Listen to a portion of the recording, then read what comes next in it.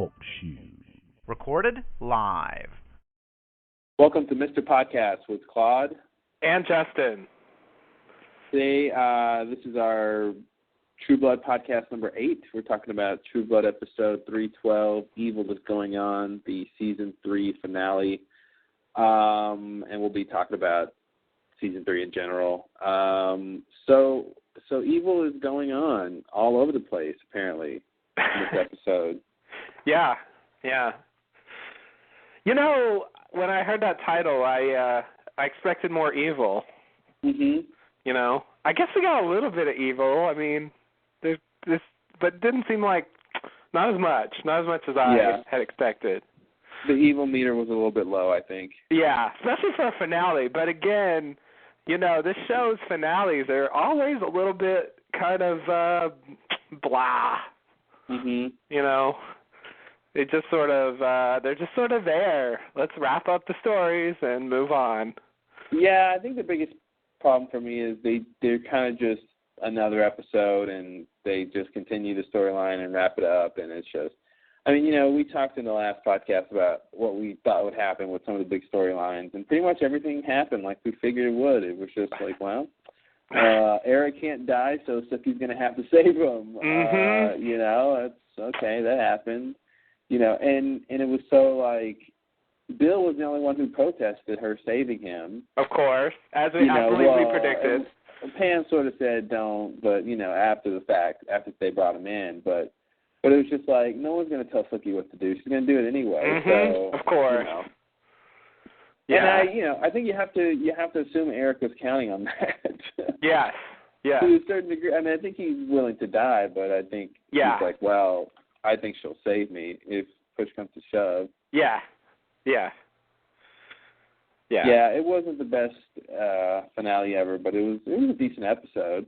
I thought it was on par with the previous finale episodes. I mean, You know, it did about as well as they did, and as a regular episode, it was fine. You know, it's just like when you have 9 months or so until the next one. I don't know. Personally, I want more. Mm-hmm. I want something big to really digest, and it's just kind of not. Maybe they don't have really big finales since the timeline of the show is so sequential. Yeah, that's so true. So it's not like they have these major events. For them would be every 2 weeks or something. Or, you know, however long a season is, it's a huge blowout, and it's not like they wait 9 months to come. You know, and it's they follow the seasons or something. So. That might be why they don't have huge explosive finales, because, you know, for the characters, they're doing enough over, you know, the average, you know, amount of drama is pretty huge for the time that the show's taking place. So yeah, but it does suck. Good point. You want to see, you know, just as a fan and watching the show, you want something to last, and you know. You know, Suki going into the other side. Okay, well, I'll wait to see what happens. Thanks, guys. Yeah, we know zero about what that means. I mean, I'll just guess that, you know, she's zapped over to Fairyland. Yeah. And so you think that's somewhere in Europe?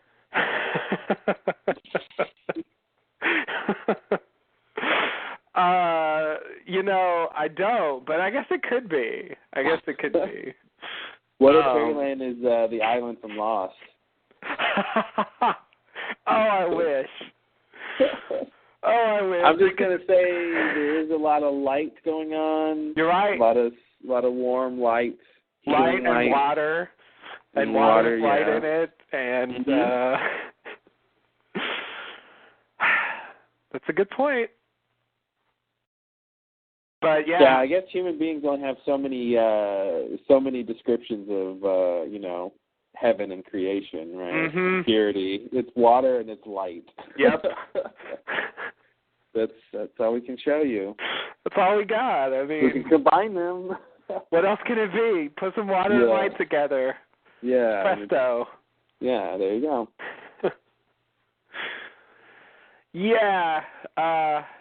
So, I mean, now that I can see season 3 overall, I see that really the fairy stuff is kind of a tease.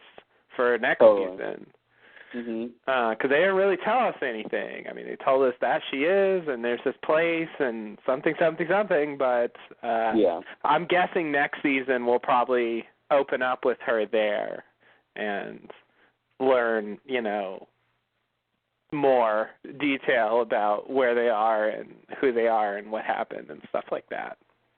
Yeah, this show seems to, more than other shows, speaking of, they don't have big finales, but it seems like what they seem to do more than other shows is set up for the next season. Yeah.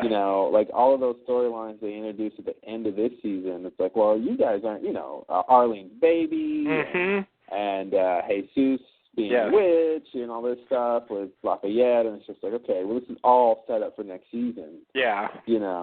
And even really Tara and Franklin, this whole thing was really pushing her to leave and change her life or whatever. So that's all next season too. So yes, they're definitely conscious about where the show is going, and I think that's why the show changes so much. I'm sure next season will be completely different. Yeah. Tara somewhere else, and I don't know what Lafayette's doing. He needs to be taught magic apparently. So. He's going to get a cameo from Harry Potter or something. Yes. It's about time. I mean, now that we got officially witches as part of the story, I mean, why not? Yeah, Hogwarts exists. It's getting crazy. I mean, I guess we talked about it last time, the sort of, supernatural creatures is one thing, but then it's like, oh, and then there's magic. Yeah. It's like, really?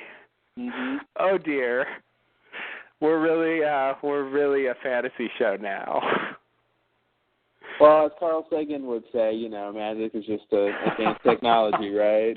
Sure, Carl. Whatever. If I could mangle his quote, yeah. So. No, I don't. I think that was wasn't that oh, what is that Carl Sagan? Did I get it wrong? I want to say that's like Isaac Asimov or Arthur C. Clarke or somebody like that, some author. I guess Carl Sagan is an author. But. Yeah, it's either Sagan or Clarke. I thought it was Sagan though, but okay. There's no way to find out. So. Yeah, we can't. We'll just never know. No. There's no way to. There's no resource.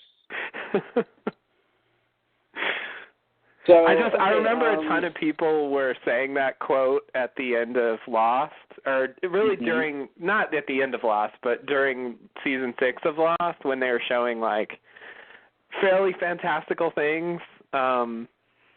They were saying, well, hey, maybe all this is technology after all, and it'll just turn out that it's stuff from the future, and that none of that was true. It wasn't. No. It really is just a magical island. And I think that's the way True Blood is as well. I don't think there's really technology going on. But you're right in that you're right to say that we were right that a lot of those plots just were not going to be resolved in the last episode. And so they did what, again, we predicted, which is just to escalate them a bit or give us a bit more on them. Yeah. Lafayette gets some specific visions of things and gets the reveal about Jesus, and that's where we leave it. So what did you think of the episode overall? I enjoyed it. I thought it was good, and I think it basically met my expectations. Yeah, I'd say the same thing. So I wasn't completely head over heels about it, but it was fun to watch and a pretty good episode. So yeah, I'd probably give it a good B plus maybe, something like that. Yeah, that's about right. I'd give it the same thing. So some of the crazy storylines in this episode, I mean, my jaw dropped when Jason was the leader of the new people, and I'm like, what? Are you kidding me? Jason, is the leader of these.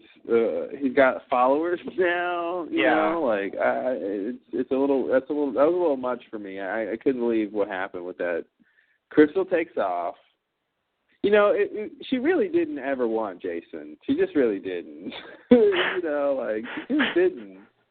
I really don't think he isn't going to remember next season. No, he's not at all. He's not going to remember how he got there. He's not going to remember that he wants to be a cop.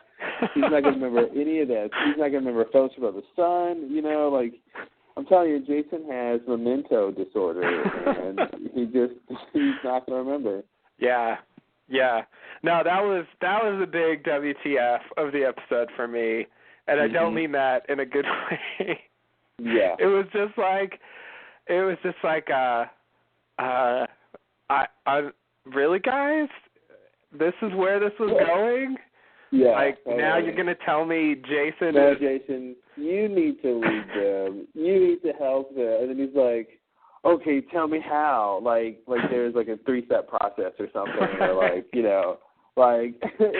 really simple. You feed them twice a day, change their litter box, open the blinds in the morning so they can look out the window. They're basically cats. Yeah. They're not cats, Jason. He's not going on a cruise for the week, This is and it just seems bad. It seems like Jason is not the person for this job. He's not, and I will say I like the idea of Jason having to rise to that challenge. Sure. But I don't see any clear trajectory that it just comes out of left field. If he had learned how to be a leader from the Fellowship of the Sun fiasco and somehow exemplified that leadership to whatever degree Jason can in this season, and then it gets to the point where now he's got to be a leader, and for real, he's got these people that needed support and help.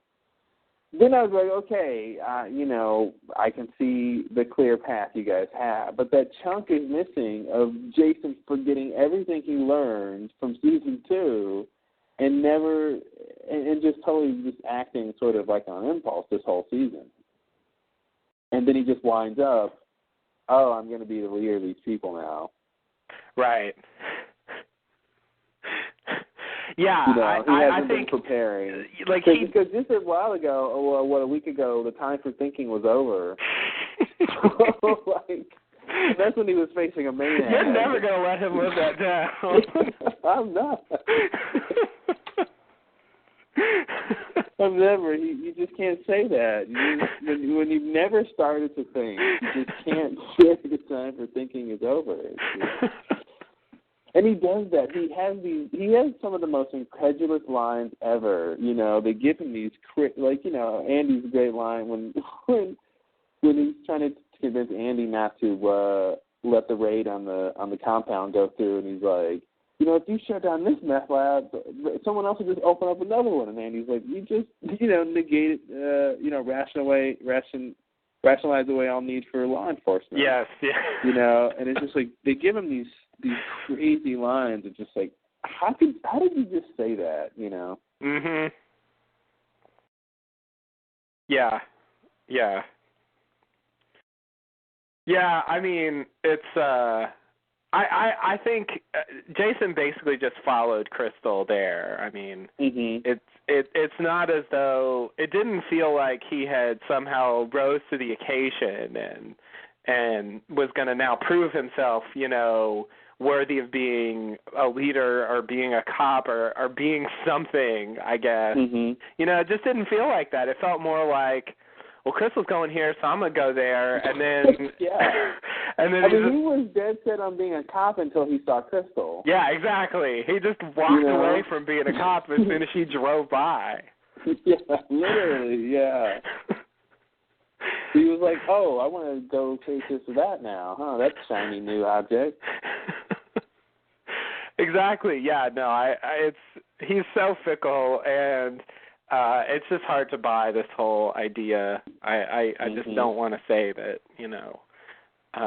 it's really good for these people to have Jason as their leader and guardian. Because I don't know if they're better off or worse off. I really don't know. I don't either. It might be better if, they just fend for themselves, Yeah. Like, yeah, exactly. I mean, I'm hard pressed to believe out of 15 or 20 people that were there, something like that, however many that were there, like, that Jason's the smartest one. Yeah. I'm just hard pressed to believe that. I am too. Statistically probably unlikely. Yeah, I mean, some of those kids, you gotta be on his level at least. Yeah, I'd say so. I also felt like the whole thing with Crystal's boyfriend, whatever that guy was. No, that dude. When he comes in and he shoots her dad, and he shoots somebody else too, and and then she drives away with him. And then, we talked about, she's going to leave somehow.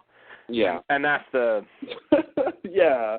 Didn't we say, she wasn't going to die? Yeah. She was just going to leave? Yeah, exactly. Yeah. You can see it. I mean, it's just... It reminds me of, a Star Trek episode where some character shows up and it's it's it's all set up for them to just live on the ship from now on. But it's like two Rikers, and it's like, okay, both you guys aren't staying here. Exactly. So it's just okay, by the end of the episode, there's got to be a reason why this person leaves. Mm-hmm. So yeah, I felt that way about Crystal, and since it ends up there, after all that, she just goes off with this guy that she didn't want to go with the whole time. It just the whole thing feels pointless and frustrating, and so I'm just left I don't know why I care about this. This is ridiculous. Yeah. It's probably my least favorite storyline next to the Kitch Maynard storyline. Oh, I forgot about Kitch Maynard. They didn't do anything with Kitch this episode, right? Nothing with Kitch, thank God. There was no Kitchness. I don't even know why. Oh, God. This episode was a lot less kitschy. Man, you really brought that Kitch Maynard thing to the forefront. I don't think I would have noticed his name as much. Mm-hmm. When you first said it, I was like, "Who is that?" Yeah, don't forget Kids. I forgot about Kids. Hey, he's the most important character on the show. He's about to break Jason's high school record. So, take that, Russell. Ouch. 3,000 years old, whatever. This kid's on V. That's way more interesting, right? I kid. Sure it is. I kid. Only because I can be alliterative. All right, what else in this episode? Yeah, so I think probably the Jason stuff was the weak point, although maybe second place is I guess the scene was okay.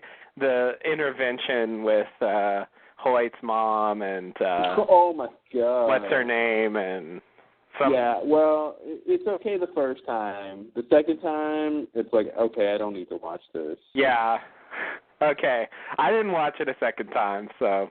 Well, you're not a real fan. We know that. True. Yeah, the Hoyt's mom scene and the intervention was just... I mean, I hope it's over now, right? I just really hope that's it. You guys had the intervention, and that's it, right? And I just know the mom is not going to let it go. No, probably not. I mean, she's not just going to, give up. Yeah.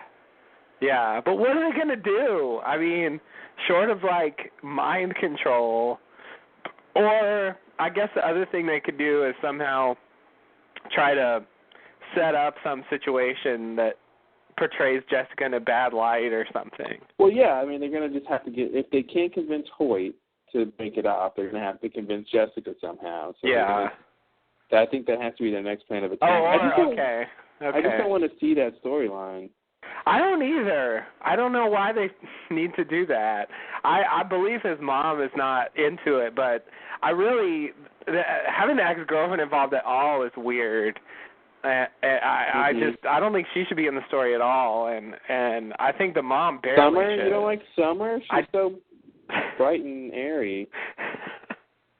Sorry, I'm just not a Summer fan.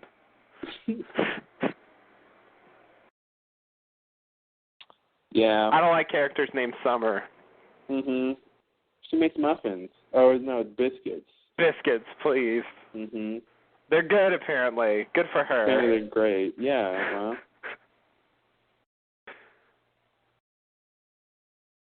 Flour and butter. Sounds pretty good. Ouch. Yeah, so I would say that and the Jason thing were the weakest parts. Yeah. Let's see, what else is there? Let's see. All right, so the Lafayette Jesus thing. Okay. So I guess the big reveal of the whole thing is Jesus is a witch. That's not something that we predicted, but no. But I didn't think he was still practicing whatever that backstory was. He didn't intimate that was still going on. Not at all. No, I thought it was just something in his family history, but not something he's actually presently a part of. So that was somewhat surprising to me. Yeah. Now, Lafayette's visions, like, what are they at this point? I guess I feel like they've moved beyond, like, V flashbacks. Yeah, well, I think, Jesus explains it, that he's now sensitive to this supernatural side of himself, and that the V opened up, and so now he's seeing stuff, and, Right. So, I mean, I guess I'm wondering, like, what the reality of these things he's seeing is supposed to be. Like, for example, he sees Arlene and Renee's there, like, by her, and he says, fuck, I wish I had a transcript. He says something like, he says, like, I'm in her and she can't get me out and stuff like that. Yes. So, do I take that to mean that baby really is evil, or even crazier, that baby is literally going to be like Renee reborn or something? Mm-hmm. Like, is that true? Like, well, here's the first question I have to ask to decipher that is, how does Lafayette know that Arlene's baby is Renee's? I don't think he does. I don't think we ever saw him hear that. I don't think anybody knows that except Arlene and now Terry. Yeah. Well, did he tell Sam, or he just said the baby was fine? Yeah, I think he just said the baby was fine. I don't think he shared with anyone that it wasn't so his. that leads me to believe, since we never saw Lafayette find out, that leads me to believe that it's supposed to be, at least, not that the baby's going to be evil, but that there is some sort of essence to Renee that's there. Okay.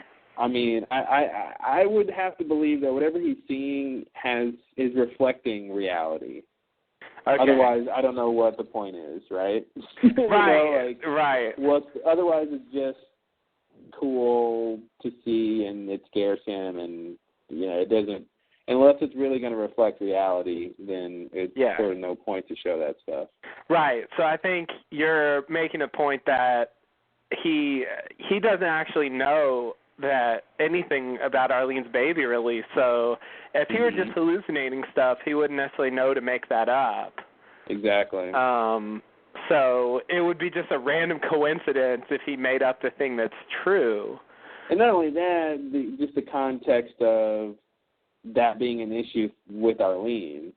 Yeah. That she's dealing with the baby issue. Like, right. He would have to know that too. Right. So that makes it come across like, I guess not only that Arlene's fears are justified, but there really is some kind of like you said, magical Renee essence in that baby. I don't know if I used that term, but that's phrase. Don't quote me on that one. But I was just trying to rephrase what I heard you saying.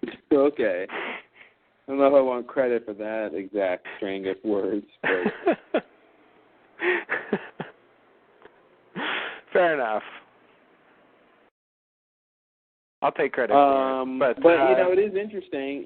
I also think it's interesting that, I mean, I don't know. It seems like Lafayette had done V before.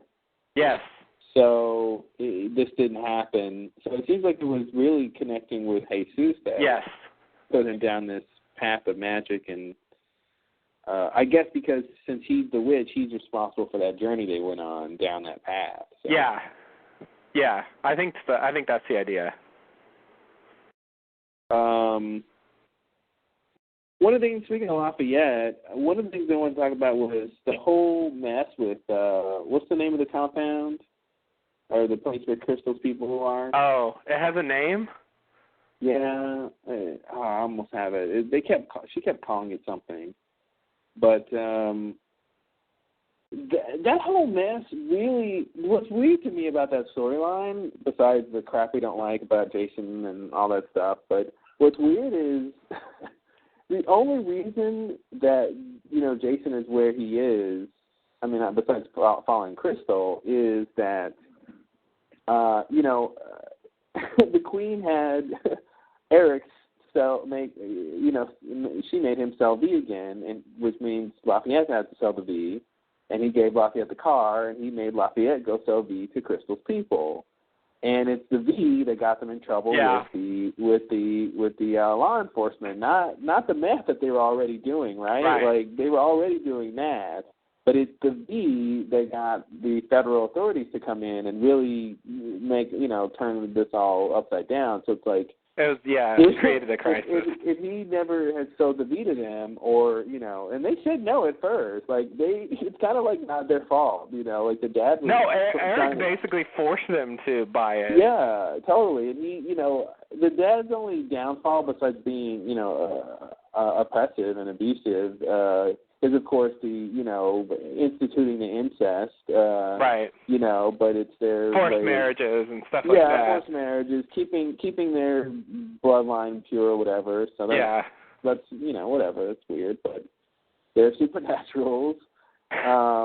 But I mean, just in terms of the fact he comes off like a bad guy because he is, but he at least was trying to sort of stay out of everything, and it's like all this just came to his doorstep. He didn't like necessarily do anything besides being a meth dealer to get himself involved in it in the first place. So the raid wasn't really his fault.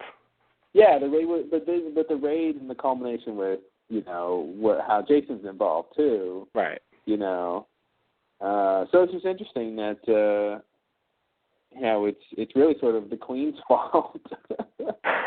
Yeah, that is weird. Although it was the meth raid that I guess the local law enforcement was doing that resulted in Jason originally seeing Crystal, which is what led him to follow her later. So the meth part did have some piece of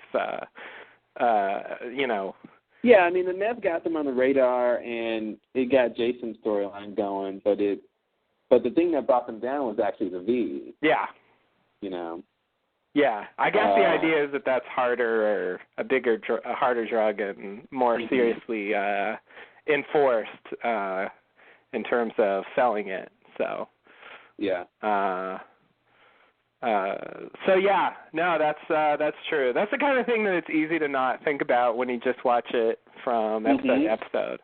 Mm-hmm. By the time they're getting rated, it's just like you don't really think about what it all goes back to. But yeah, it's weird. It all goes back to the fact that the Queen got taxed too much. And really the initial impetus is the vampires coming out of the closet, the coffin, And so and then she had to be taxed because she's got money and stuff. So yeah, so it's really her greed and her need for money that really sort of now has put Jason in charge of these people, and he has no idea, right, how any of that's connected. So. Not a clue.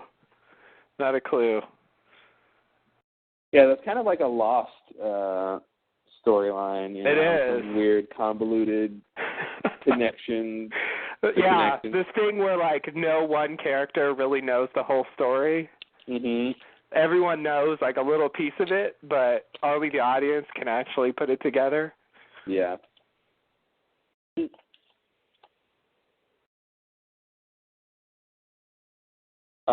Yeah, you know, I can believe Jason, you know, screwed up the raid, but it was really kind of ridiculous that Andy let him go, like, because he's like, Andy accidentally tells Jason, yeah, the raid is today, and then Jason, you know, is like, he's gonna go tell him, and Andy's like, don't you dare tell them, as Jason runs out to go tell them. I'm just thinking, like, did Andy just, like, sit back and think, like, well, he's not going to say anything. It'll be fine. Like, he should have known that Jason was headed directly over to warn them, and he didn't, like, do anything about it. So I thought that was a little strange. Yeah. Like, why did he trust Jason not to say anything, since that was Jason's initial reaction? I don't know. Andy, yeah, he had that little scene where it was sort of who was it? He had that scene with the people doing the raid, right, where he tries to get involved and, like, there's, like, nothing for him to do. Yeah. Yeah. So it becomes like that becomes his thing, and it's not even about he knew Jason was going to warn them. Well, but that comes to bite him later when, you know, when the FBI guy comes in and says, hey, your little deputy here ruined the whole thing. Oh. And it's like that's exactly what Andy could have prevented, because Andy was the one who told Jason in the first place. Yes, yes. You know, and that's the thing, like, I don't think the law enforcement guy, like, directly blamed Andy. He blamed him because it was Jason's screw-up and it's his department, but I don't think he knew that Andy was the one who, you know, blew the secret.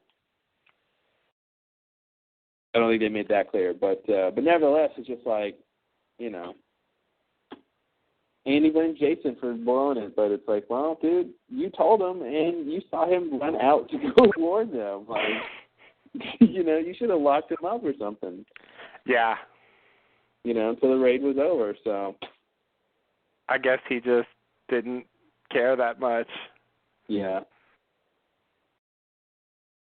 Yeah, that's what I'm wondering is what was he thinking? Like, did he just like, well, if Jason screws up, it'll be Jason's fault. I don't know what he was thinking. I don't either. They didn't really show it. They didn't show it at all, so. All right, so what do you think about the whole Eric Russell, how they resolved the cliffhanger from the previous episode and them baking in the sun and you know, Sookie, of course, coming in to rescue Eric and then Russell? Okay. Man, almost don't know where to start with this. I have to say, they totally made the whole business from the last episode, like, kind of pointless. Mm-hmm. I mean, in the end, they all just came back inside, and then it was about, okay, what are we going to do now? And it's something completely different. And they could have just skipped that whole go out in the sun business. Yeah. But whatever. They couldn't have subdued him any other way. So yeah, I guess they couldn't have really skipped that whole gambit. But in the end, it was just a diversion. It wasn't. Yeah. You know. So. That wasn't the end game that it seemed like it was. You know, I thought Russell was going to die, In fact, you know, even though he doesn't die there, I thought he'd at least die eventually. He doesn't even die this season. You know, we were talking about Russell, and we were saying, you know, we were hoping he doesn't die because he's such a great character, and it seems like the show doesn't want him to die either. I know, like they basically gave him a comic book villain comeuppance where he's just like, oh, he's going to be trapped forever. He's on ice, and he can escape pretty much any time we need him to come out. Exactly. Like they just totally have their out if they want to bring him back. So you might be right.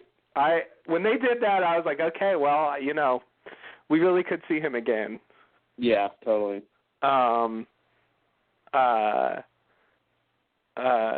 So I liked some of the scenes he had when he came back inside. Okay, but I'm sort of ignoring the elephant in the room for me, which is fucking Angel Ghost Godric. Oh, the white see-through elephant in the room. Yeah, I see.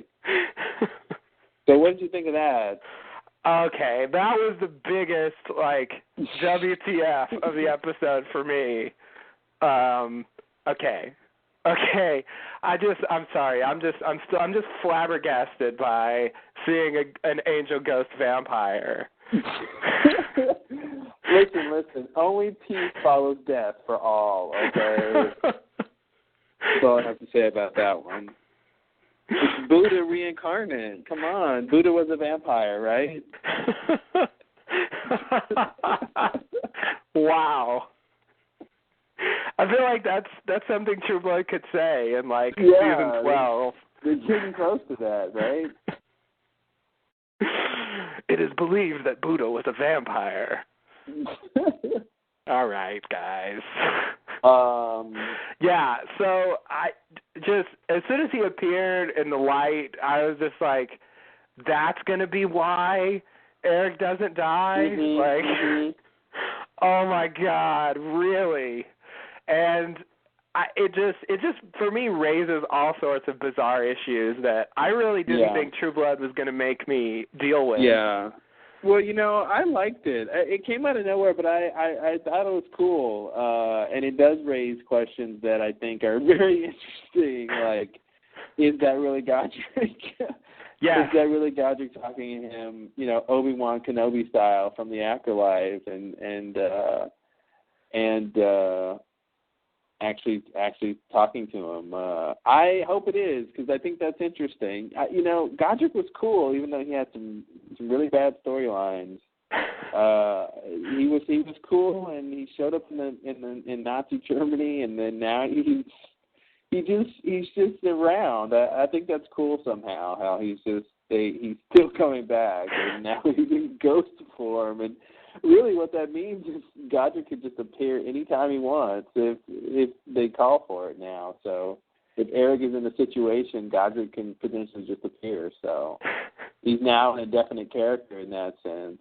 You're right. Just like Russell being on ice, you know, it's like, well, they could probably use this story device again. So yes, I thought it was cool though, just the whole conflict. You know, because it's like, who's going to talk Eric out of doing this?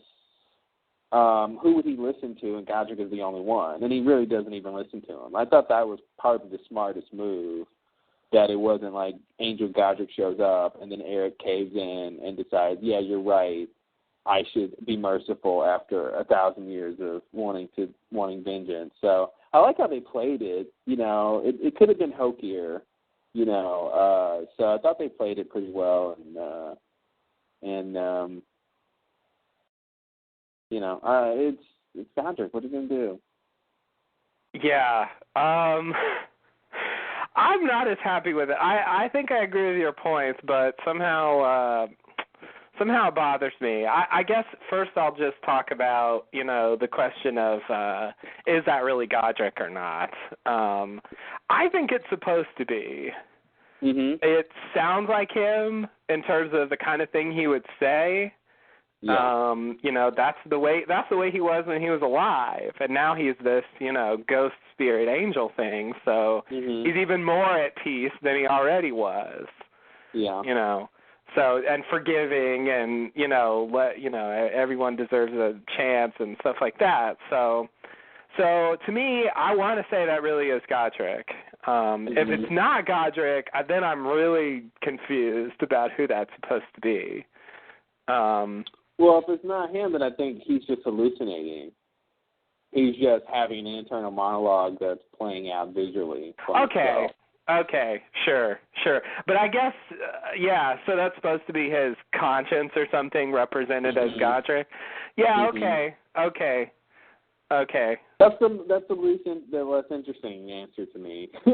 Yeah. But, okay, whatever. I like the idea that somehow if you're a strong vampire, you can come back from the afterlife or whatever they're saying about this, I think if you look at what's going on with Sookie and she's going to some other world or dimension or something, True Blood is such an open book, and I think it seems like they just keep opening the book, and they're just, it's just going to include everything, like anything almost possible, Yeah. So if furniture starts talking, it'll just be like, well, whatever, it's True Blood. Yeah. What's the sofa got to say? Sofa's a cool character.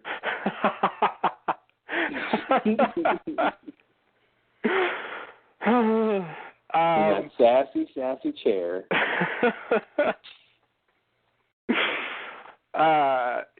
So, okay. I agree. I kind of don't like the idea that it's just his conscience talking to Godric, because I feel like, I don't know, to me that's cheating. I don't show me that if it's not real. That's my general attitude. But I think, so I'm taking it as real. But I guess, I'm troubled by the idea, correct me if I'm wrong, I don't think we've ever seen anything like this on True Blood before.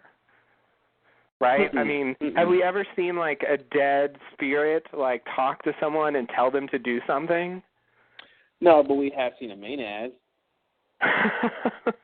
Okay, true. But this I mean, this is I think something new, and so it's Yeah, and it's a vampire, but okay, I'll set that aside. All supernaturals go to heaven or whatever. That's fine. But the thing that bothers me, but first of all, just having a dead character be able to arbitrarily come back. Not a big fan of that in general. And I guess I remember, with Lost, where we also had dead people show up every now and then, and I always thought, there's going to be some kind of all-encompassing explanation for what these people are doing. We'll understand, And we never do, and I think in the end, they were they were just themselves, and in a way they were just plot devices. They just serve their function in terms of, getting a story point going. And that's what it feels like Godric is doing here. And I guess it just bothers, if they're just going to bring this in as a kind of plot device, because that's what I expect them to do, I don't know. I don't really like it enough to, I feel like it sort of messes things up. Well, here's the deal, and I sort of tried to explain that, where I think, the difference is, it seems like less of a plot device to me because he didn't follow Godric's advice. It wasn't a plot device so much, it was a character device just to have Eric have internal conflict about what he should do with Russell. It does get Eric to change from having Russell die outside and him die with him to keeping Russell alive for eternity. Well, maybe, I guess. I mean, Eric changes his mind about his tactics. He realizes, okay, it might be better to keep Russell, under wraps and alive than because that's what he said. He was like, I mean, yeah, you're right. In terms of what Godric said about peace follows death. But that was a counter. He's sort of doing what Godric wants, but not for the reason Godric wants him to do it.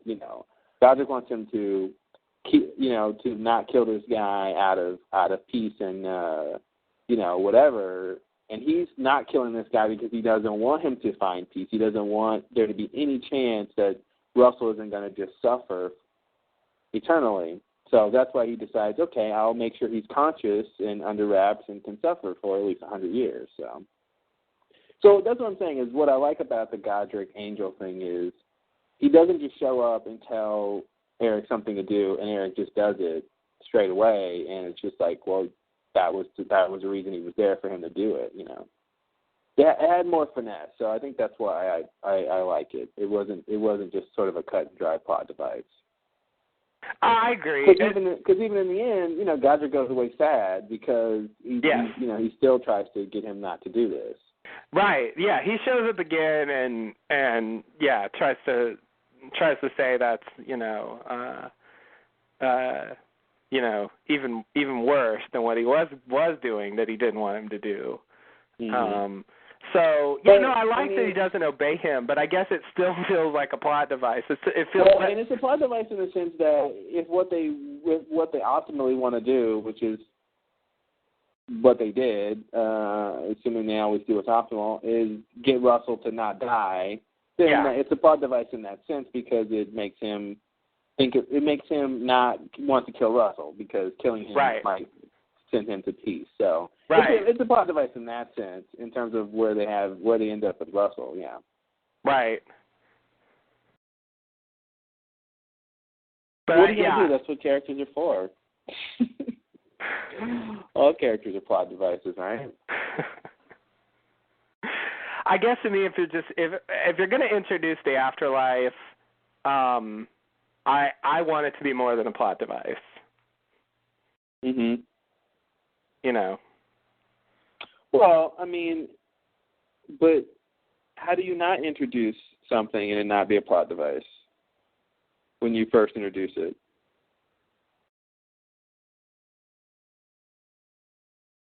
Well, I mean, okay, it depends on what they do with it. You know, I guess I'm assuming that they're not really gonna give us, you know, anything crazy about it. It's really just gonna be about, you know, how the characters react to this.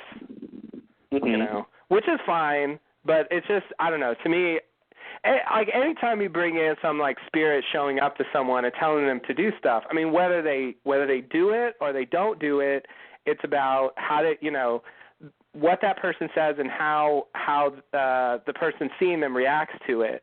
You know, that becomes, you know, the sort of driving force of what happens. And so I guess, you know, I just feel like it feels like a cheat to me. Well, I mean, I guess you just have to wait and see what they do with it, right? I mean, they just did it once, so. Right. I guess, yeah. Since there was no precedent for it and they just brought it in right then for the first time, like we've never seen this with any other, you know, dead person. There's never any other situation where a dead person wanted to communicate something to someone that we've seen. Like that's what makes it feel just arbitrary, and you know that was their way of getting out of this situation. Yeah, but I mean, isn't that true? But I mean, that's what they do all the time is introduce new stuff, and that has not been set with a precedent. They do that all the time. Yeah, but Spirits from the Afterlife just feels like a level beyond for just that. Assuming that's what, you know, that's all it is. Mm-hmm. Now, if they really start saying like, okay, there's the afterlife world and people live there, and you know we can go, you know, we all go there when we die, and they show up and they talk. I mean, if it becomes like that, okay, it's not a plot device. But I'm just doubting that's going to happen. Mm-hmm. Because it just usually doesn't. I mean, like Battlestar Galactica did this too, and there's this, you know, so you've there's been this burned function. before. You've been burned. I see. Yeah, I've been burned by 2 shows with dead people showing up, and I'm fed up with it. Yeah. Well, don't blame this show for your past relationships, all right? I can't help it, you know. I mean, what's the saying? Fool me once, something, something. I've never heard of it. Yeah, me, I don't remember the exact figures. I'm not familiar. A picture's worth some number of words. I forget the exact number. All right, so what else in this episode?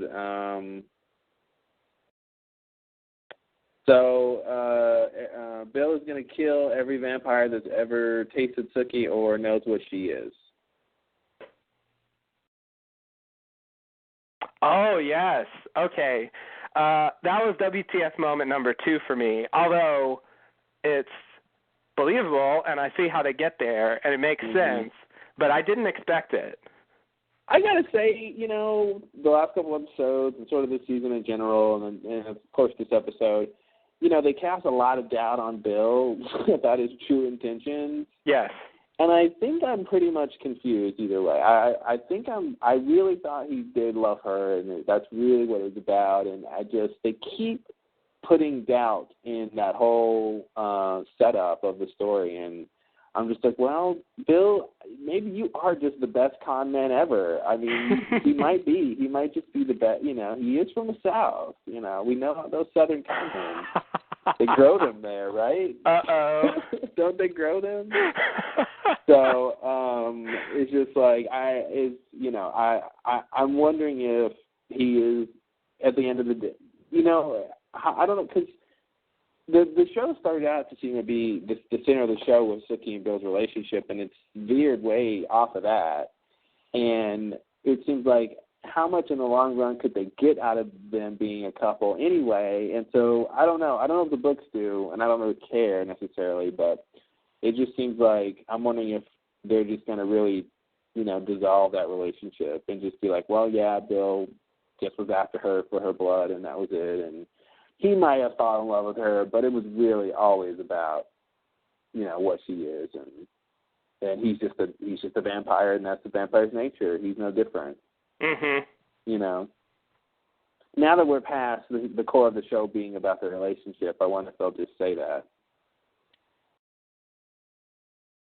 And they may, speaking of evil going on, the most evil person in this episode was probably Sookie, in terms of an increase in the level of evilness from previous, because, she, and I thought it came off kind of forced a couple of times that she was mouthing off to all the vampires in Fantasia, and she was like, I hate all you bloodsuckers and your fucking guts and blah, just like, okay, why are you mad? You mad because Russell wants you and Bill was trying to protect you, and wait, why are you mad? Who are you mad at? And she's just sort of mad at everybody, and I guess Bill betrayed her, but then he sort of was like, no, I didn't really, I was pretending. So it seemed like she kind of forgave him, sort of, but then she's mad at Eric too, and then she takes it all out on poor Talbot. I thought that was probably the most evil thing in the episode. The way they shot that scene and they made her all maniacal and she's like pouring his guts in the thing and turning on the that was way over the top, I thought, for what was going on. And I like the idea that he was somehow trying to bring Talbot back using Sookie, but it seems like nobody was really questioning that as a long-term plan. They never really kind of said that. So it was like, oh, is he going to do that? That sounds cool. And she's like, nope. So it's just weird to bring up, it's like on Lost or something in season 3, and they're like, yeah, I got this big idea of how we're going to get off the island. And then they just kind of like, oh, no, my plans got burned and we can't do that. Sorry. It's just like, well, we almost had it, but, we can't do it anymore. So. Can't win them all. Yeah, exactly. Shrug your shoulders. It's like, whatever. Yeah, I don't know. I thought that was a little off. Yeah. The tone of that scene, I thought. Did you think the same thing? Yeah, I totally agree. Before I comment on that, I want to say one thing about Bill before I forget, which is just that I'm still clinging to believing Bill more or less. I think that his and Sookie's relationship might become dissolved, but I guess I'm still reading it that although he was sent there to investigate her and so on, that, you know, I mean, it's, you know, it gets kind of subtle because it's like her blood, like, makes you like her to a certain extent. So it's, you know, there's a fine line. How much of that is just, you know, because of what she is, and how much of it because, you know, some more attraction to her personality or something like that. I mean, whatever. I'm taking it that the relationship was, you know, founded on false pretenses, but, you know, became a real thing for him. I mean, I think that he, you know, he enjoyed her blood and everything, but I think he liked being around her genuinely. I'm believing that for now. Yeah. Okay, but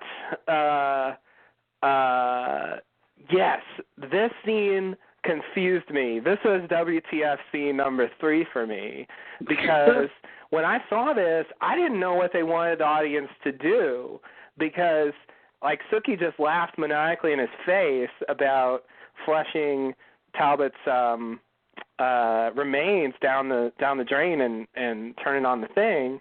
And I'm like, are we supposed to be like, yeah, haha, bad guy, like, in your face? Are we supposed to be with her?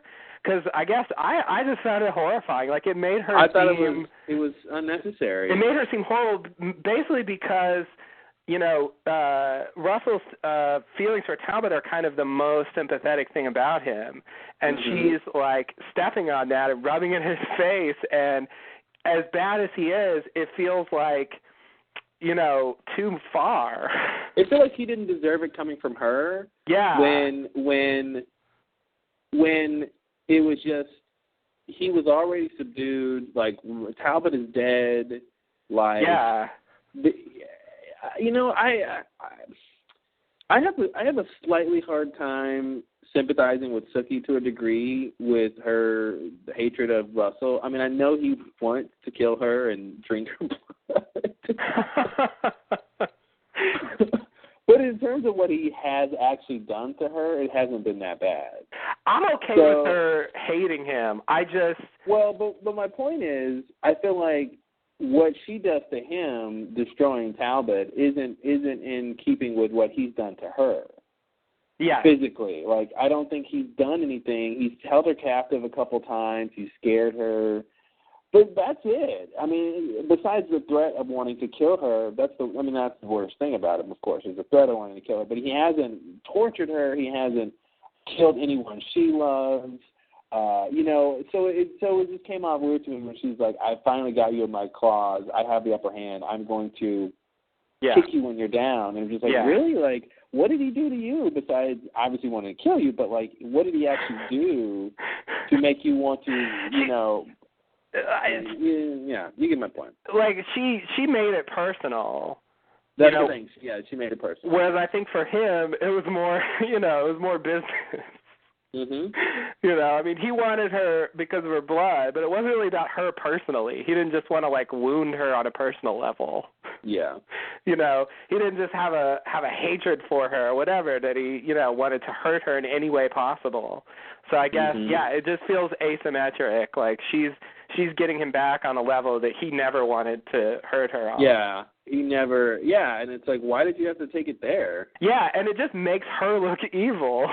Yeah, and I'm like, it made her totally evil. This is the main character of the show. This is the character we're supposed to sympathize with, and yet she's looking like a psychopath in this scene. Like, am I reading this wrong? Like, am I supposed to be laughing at this? Like, I really didn't know what they intended to be the audience's reaction to that scene. It wasn't like, take that, Russell. Like, it wasn't like when, you know, when Jack pushes Locke into the water, you know, and says, like, John Locke told her, like, you know, you cheer. It wasn't like that at all. No. You know, it was just like, ugh. God, Sookie, you're awful. Yeah, she was being very awful. That was a weird scene. I don't know. For a fairy, she's pretty harsh. Those fairies are hardcore, it seems. I guess so. That's right. I guess they rape people. Yep. My people are rapists? Oh, Sookie. It's not a question you have to want to ask. No. Rapist?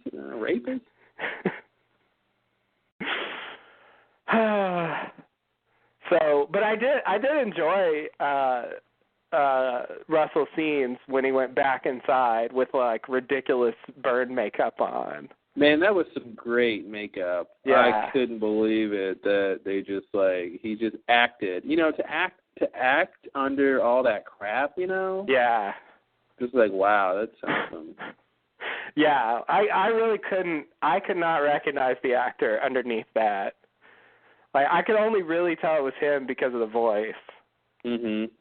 Because it was the weirdest burn makeup I've ever. Like, it had like flakes coming off of it. Well, it was it was flaky. It was charbroiled. Yeah. Where everything was flaking. Yeah.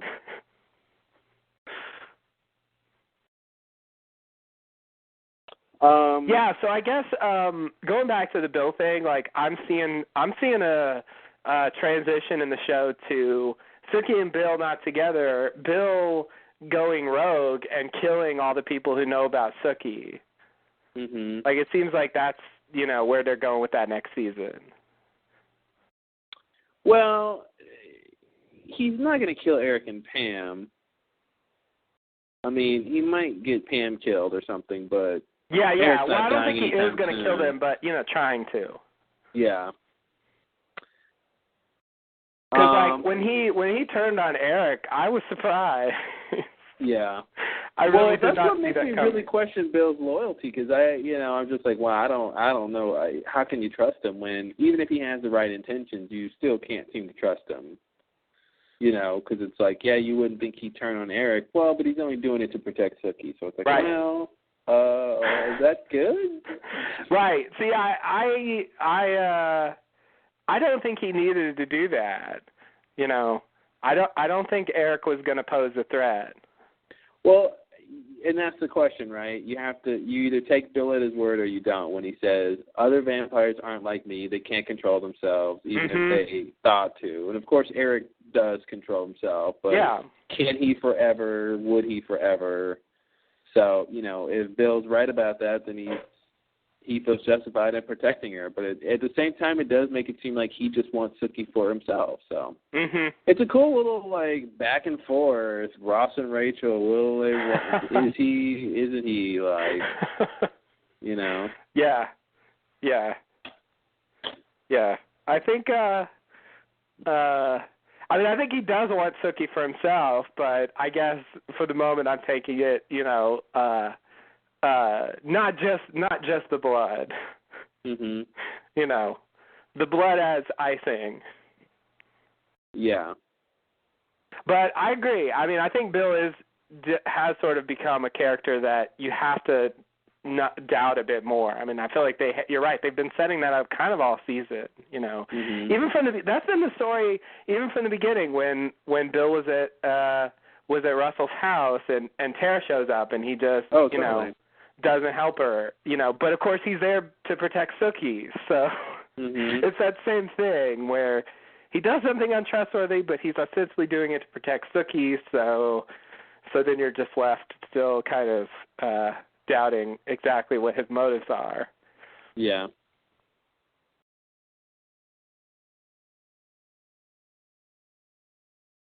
What else happened? Oh,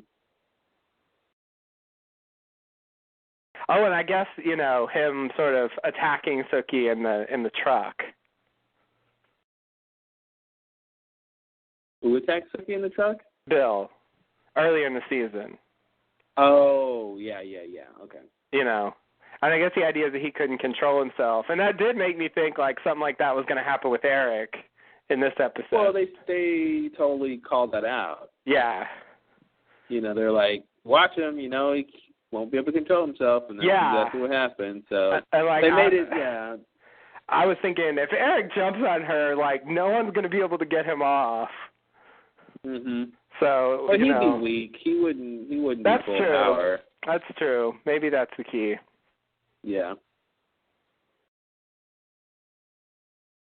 Well, and that's, speaking of how they portray Bill, you look at Eric, and it's like, well, he's ostensibly the bad guy, yet he seemed to have been the most honest in a lot of cases. Mm-hmm. And it's like, well, is he just can he play the honesty card because it's convenient because Bill is forced to play the deception card, so he just looks like the nice guy? Yeah. Because, by default, because he's playing defense or something, but. Yeah, So, I mean, Bill did try to kill him, and I think it's he's using what he can to get back at him. But I don't think Eric's evil. I mean, I think Eric is, got his own personal motivations for things. Mm-hmm. He can do bad things if he, has some reason in his head why he should do those. Well, he is a vampire. Yeah. Yeah, and in a way, I think he's more dangerous than Bill is. Mm-hmm.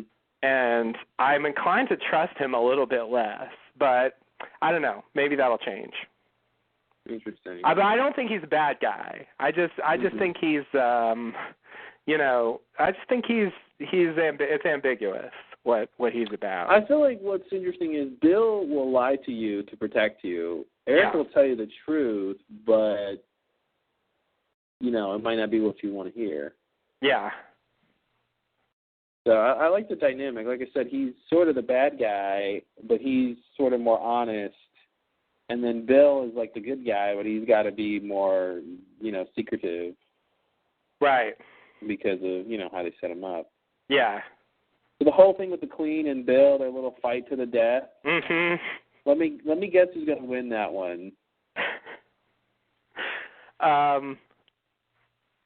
Well, I guess Bill probably won't lose. Bill can't lose, so bye-bye Queenie. Yeah. Who's the disposable character in that room? Yeah, totally. Who doesn't fit into this TV show? So I don't know if this is the first time we learned it, but we learned the approximate age of the Queen. Oh, did we? Yeah. She tells Bill, I'm, something like I'm over twice your age, or I'm twice your age, or something like that. So she's only like 300. Yeah, she's not that 300 old. to 400. So that's nothing. Yeah. That's nothing. Yeah. But this is interesting though, because if Bill wins, then it will cast more doubt into vampire matchups. True. So it'll be like, well, if, because that's what I've always hated, of course, is who's ever oldest seems to win, or at least they go unchallenged until absolutely necessary. Right. But if Bill can, if it's Bill and the Queen and she's twice his age and he can beat her, then it's like, then that has hope for future vampire fights. Yeah, and I have to wonder, like, if two vampires are like a year apart, will it matter? I feel like a year. I feel like anything small like that shouldn't matter. The bigger, it should be, some sort of multiplier versus, how old you are times your power or something. Yeah, yeah. So. Yeah, and I take it to be that, you get better at using your powers, you get stronger, faster, you just get more effective in terms of using your abilities. But like, not necessarily that, you're just somehow objectively better. Like if you were asleep or something and somebody came and staked you, I mean, you still die, there's nothing like. Well, yeah, but I think it's like if you were, twice as old as somebody, you're I would imagine something like twice as strong. Yeah. You're significantly stronger. So you are objectively stronger. Yeah. Right. But stronger. But, like people are stronger than other people, but that doesn't mean you can't beat that person in a fight, if you get the right advantage doing something else, True. But if somebody's twice as strong as you and twice as fast as you, you're going to have a hard time. It's going to be difficult. Really fight, literally trying to beat them. So that's when it's not impossible, but it's like, well, what are the odds that, a 500-year-old vampire is going to be a 1,000-year-old vampire? Yeah. I don't know. Yeah. But anything that casts more doubt into who's going to win, I think, is good for the drama. So. Yes, I think the age thing sort of made it where it's not really about the vampires fighting for the most part, because it's just like, well, I'm older, so you're not even going to try, you know. Yeah. Which is pretty much fine with me, but I do think that they kind of diminished. This season they really diminished the Queen. They made her younger. They sort of denigrated her character. And, you know, they showed her to be just as, you know, petty and all. They took away her power, and I feel like, you know, they brought her down to a point where it's just like, you know, what are you going to do with her now? Like, she's going to be like Lorena, you know, at a certain point where it's just like, is she just going to hang around and sort of whine for the rest of the show, or are you just going to get rid of her? Yeah, no, she's gone. You know, so although I'm surprised I kind of wish they actually showed him killing her. You know, I'm surprised they left it on a cliffhanger. But but I think if one of them's gonna win, obviously, you know, it's not going to be the Queen. Yeah.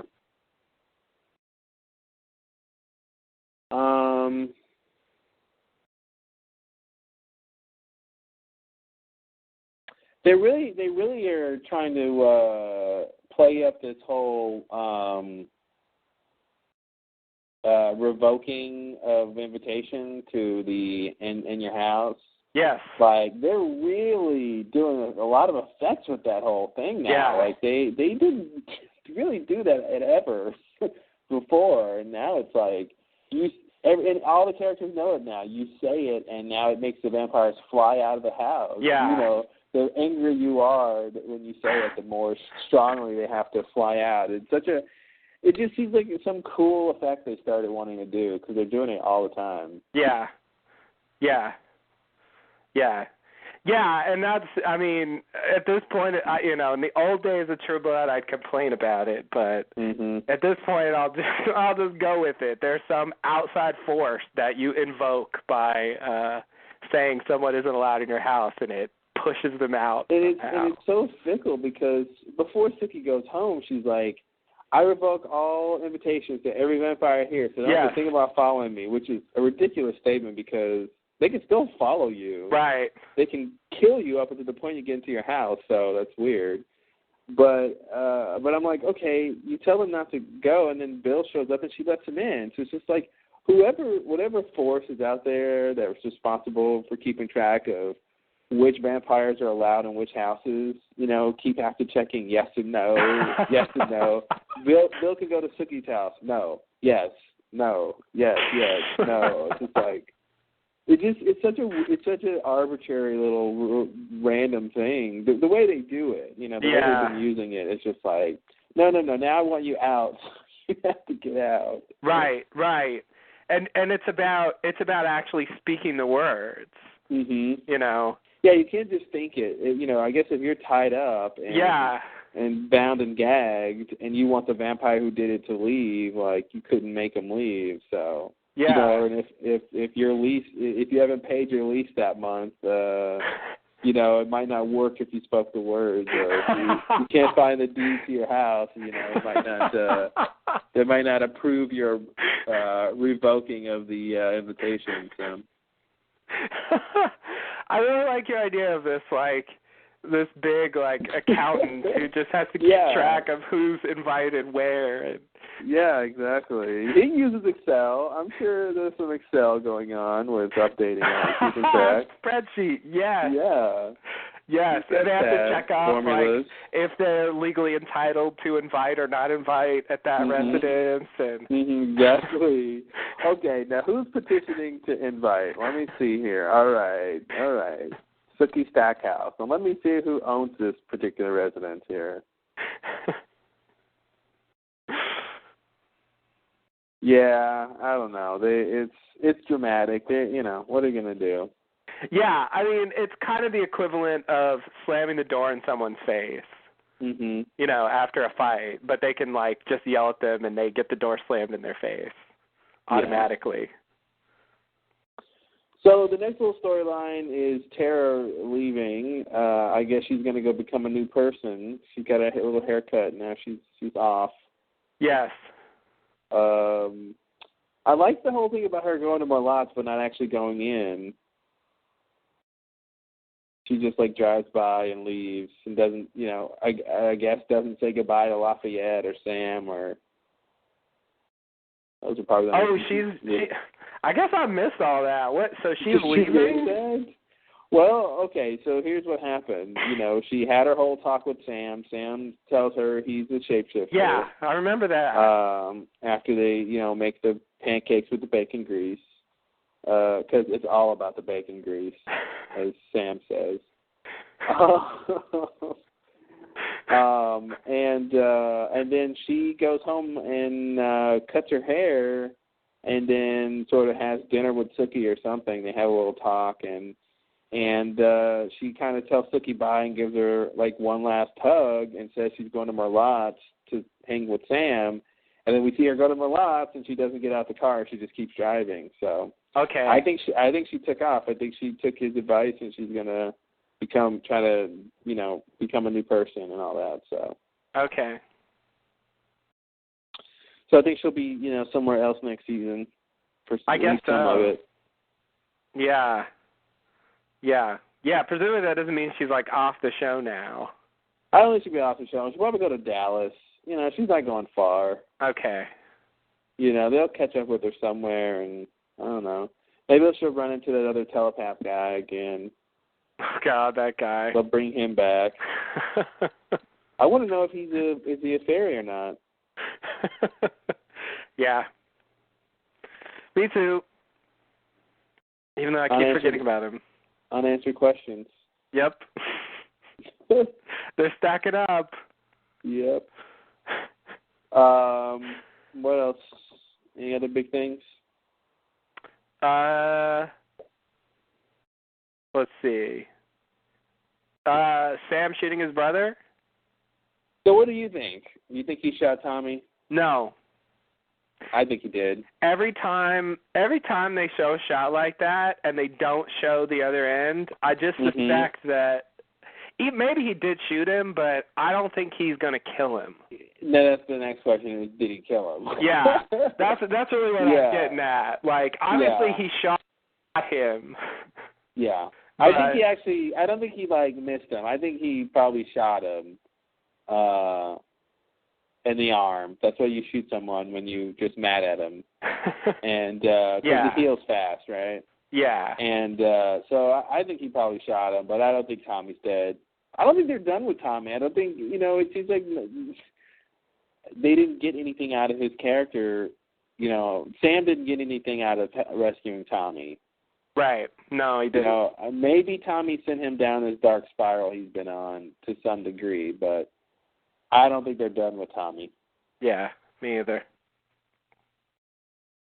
Yeah, and I feel like if he really was going to kill Tommy again, I want show it like. Mm-hmm. Well, it's the season finale. Like they do the shot on Sam's face when he's shooting, and it just hard to me. It reminded me of that bit with Jason and the guy's wife where she shoots him and then he falls. That was dramatically. The worst part. That was so awful because he just. First of all, she's got all that hair. Yes. I remember that scene. It's so comical when she's on the golf cart or whatever, and she's riding fast, and her hair is just flowing, and I'm just like, you look ridiculous. And then she gets out with a gun, and she's all in silhouette, and, and it doesn't look like a real gun. It doesn't sound like a real gun. And I'm just like, okay, guys, yeah, she just killed Jason. You got us, right? Yeah. Jason's dead. Let me start crying. Yeah. Yeah. Yeah, it's the same kind of thing. I just feel like Sam probably would shoot him. I feel like that's the only difference. It's the same scenario, but I feel like Sam would probably shoot him just to shoot him. I'm not saying he didn't shoot him. I just don't think he's going to kill him. Yeah, he's not going to kill him. There's no way. That's basically, I mean, How not exactly? Not over the money. Right. Yeah, exactly. He should just stop keeping money in that safe and go get a bank account. How many times has he been robbed? Jeez. Yeah. That's bad. That's bad. Yeah. Bad. That's what banks are for. That is what they're for. They're not for lending money, though, because big banks don't do that in this economy. I see. Sorry, that's a little political. Oh. Wherever it fits. Wherever it fits.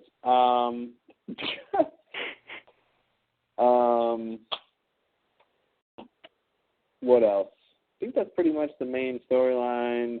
The dude, the meth son killing the meth dad was pretty crazy. He just shot him in the head. And oh, yeah. Yeah. Like, well, guess they're done with that character.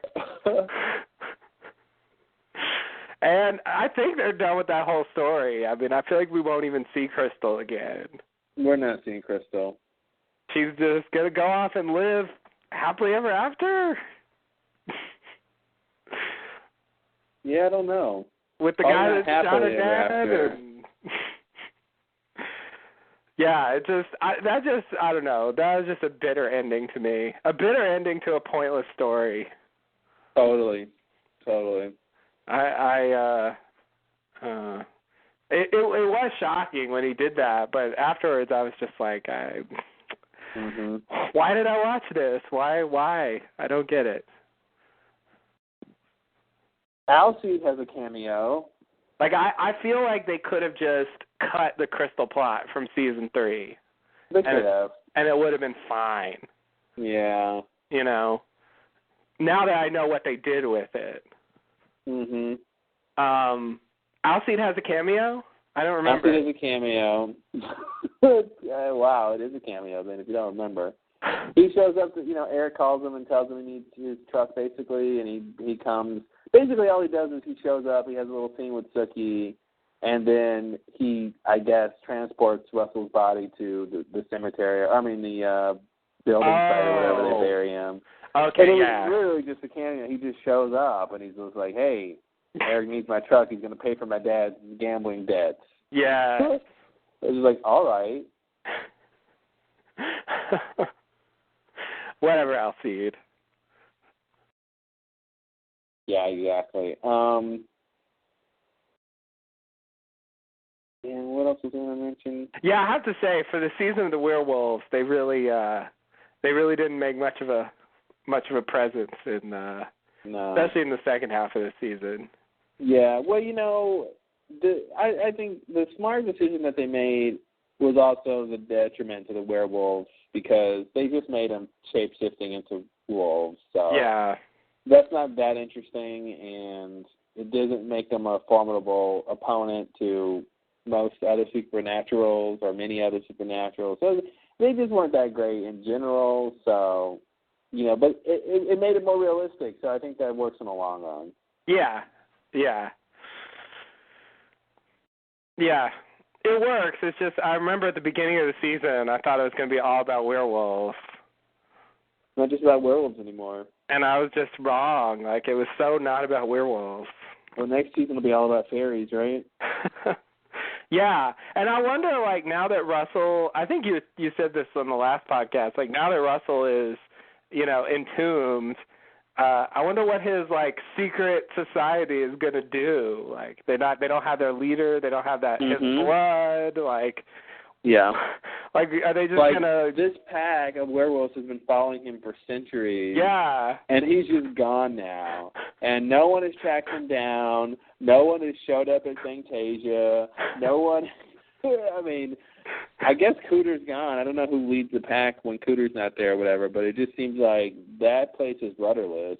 Yeah. Do they just give up and, oh, well, never mind?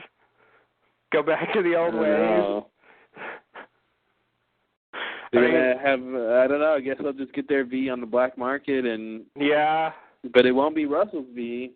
But they're not going to be serving Russell either. Yeah, it's not. Yeah, it's a whole different thing. Yeah, like that whole, I don't know, that feels like a big dangling thread. Like, he introduced this giant conspiracy spanning millennia, and then it's like never a word again about it at a certain point. It's just Russell all alone, and that's it. Yeah, maybe Alcide should have had a line, because Sookie asked how people were doing, and he said they're fine. And maybe he should have had some line like, yeah, my old pack is getting reorganized now that Cooter's gone and Russell is about to be disposed of or something. Like some line about, it's getting back to how it was before, or just some line about his pack. Yeah. And what was going on with them would have probably been appropriate. Yeah, that would have been the time. Deleted scene? I hope so. Yes, we're finding deleted scenes. Maybe I love it. Scene. So tell me this, because, I feel like a really bad viewer, but that's okay. You can somehow help me be a better viewer. How did Eric escape?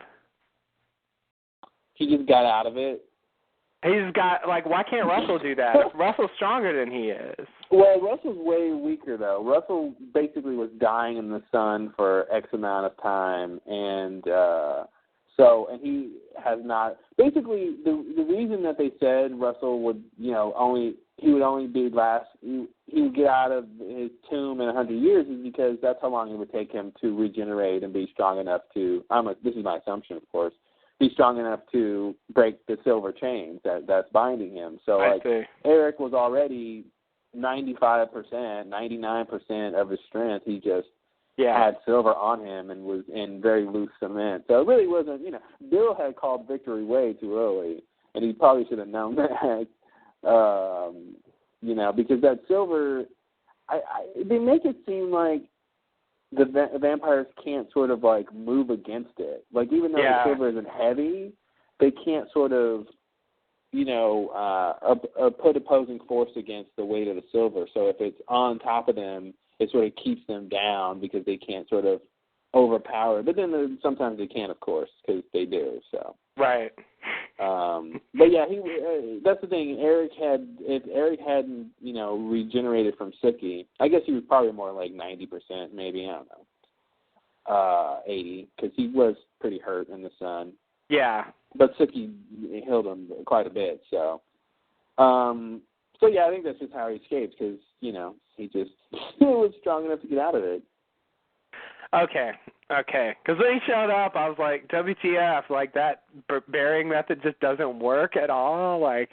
Is Russell going to get out now? I don't know. I felt like I was missing something. But okay. No. Okay. It's just, he was stronger at that point, and also less incapacitated than Russell was. So. Yeah, Russell's still on death's door, Yeah. Yeah. But 100 years, it almost doesn't seem long enough. As Russell said, 100 years is nothing. He's been alive for so long. In 100 years, he can just pick right back up. Well, consider the relative scale between when a vampire gets a injury or a cut, how fast that heals, versus what his body has to do. So, and that's the thing, he doesn't have any blood, basically, so his body's going to take that long to, it's a long time to have to heal. Yeah. It's not a long time for a vampire's lifespan, but for just all you're doing is healing. So, that'd be, being buried alive is no picnic, and when he was getting covered with the cement, he flails his arm or something, and I'm just thinking, man, you better put your body positioned the way you want to be positioned for the next 30 years. Yep. Because once that stuff hardens, you are not moving for a while. So you don't want to be in an awkward position. You don't want to be like, oh no, my arm. I'm gonna get a kink in my neck after this 100 years or something.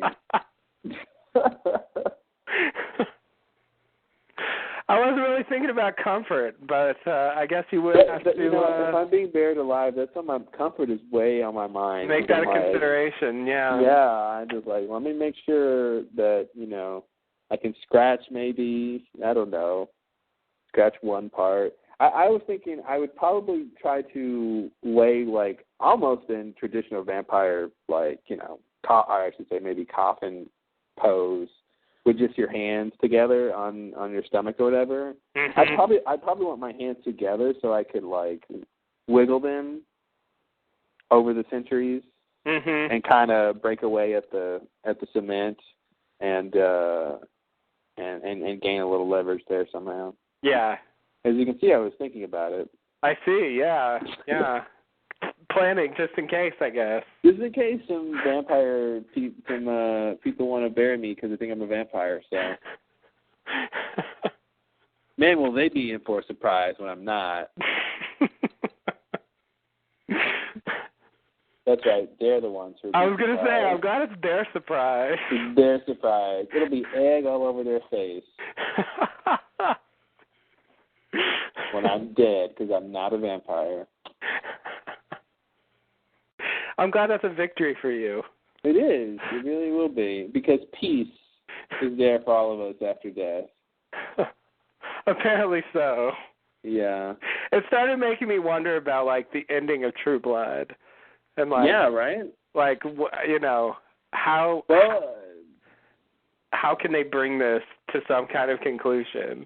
Well, think about the fact that people say that all the fairies died off. Well, then they just went to somewhere else. Yeah. You know, I mean, obviously they did to a certain extent. So it seems like, I don't know what this afterlife thing is going to be, but, you know. That wasn't that part of the conjecture, was that Sookie was an angel or something? Yes. So yes. All she has to do to be an angel is to call wherever she's from heaven, right? No.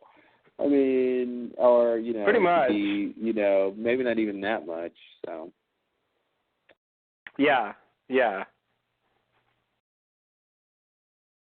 I mean, they can call it whatever they want, really. Yeah, they can call it whatever they want. I'm wondering what how any of this craziness changes their religious beliefs. Oh, yeah. That's a good point. Craziness, like, well, the Bible didn't mention vampires and werewolves and shapeshifters. It really didn't. It really, really didn't. They were not. They were not part of the creation story. I like how Newland is still around. Oh yeah. He's you saw his picture selling the shotguns. Yes.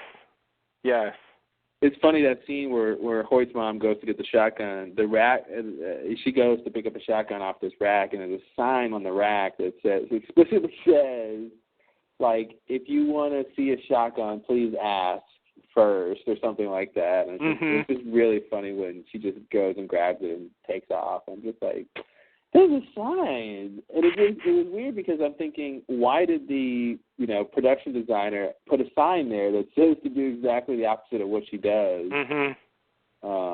But I don't know. I figured that's just what the signs say at gun shops. I don't know. Yeah. I would guess so. But she knew what she wanted. I think that's a really good point, though. But I feel like True Blood is not. I think True Blood does tend to not quite fully explore the ramifications of how much supernatural stuff is going on. Oh yeah. I think they do certain things with it, but as to like what does it mean for your religious beliefs is something I don't think they'll ever even address. Yeah. Because it seems like the characters just take it as, well, whatever, It doesn't say that, but it's still true. Yeah, well, exactly. The Bible doesn't mention a lot of things, and yeah, pretty much. They still doesn't mention dinosaurs, So. Well, we're talking about things that are real here, okay? Sorry, I forgot the recent revelation that the Triceratops is not possibly not a real dinosaur. Exactly. The dinosaur is just a liberal conspiracy anyway. I've never seen any fossils. Good point. Well said. That proves it. So we got a little bit more with Hoyt and Jessica. I guess they're getting a house, I'm like, really? Yeah. So I guess they don't want her in Bill's house anymore. Guess not. Remember when she just came out of nowhere? Mhm. And it was like, oh, we have to deal with Jessica now. Yeah. I'll say that she's a lot better than I ever thought she was going to be from the beginning. Oh, yeah. When she was just the annoying brat. So. Oh, she was so annoying at the beginning. So annoying, Eric and Pam couldn't stand her. Yes. Yeah. Yeah, it's weird. They really I almost feel like they pulled a Lost with her, where it was like they built her up to be one thing, but then when we actually saw her, she was much less harsh. Mm-hmm. Like, well, I think there was a degree that they wanted. At least I don't know when they made the decision, but there was a clear decision that they wanted to focus on her being a shy, yeah, new to romance girl, all that kind of stuff. So. Yeah. But yeah, they definitely she definitely changed, but she became a vampire. Yeah. Yeah. I mean, they softened her character so much. It's like Eric and Pam couldn't handle her. Like, I don't really believe it, But I guess the idea is that she somehow, that was her initial sort of, when people are first vampires, they kind of go crazy, I guess. And, well, she definitely calmed down a lot. Yeah. To a certain degree. She's got a job, Yeah. She's just working and dating Hoyt. I mean, I guess that's all she does. Pretty much. When she's not killing werewolves, so. Yep. Yeah. I feel like she should be in school or something. Yeah. Yeah, I guess she doesn't feel the need to go to school anymore. Doesn't want to go to Bonton College?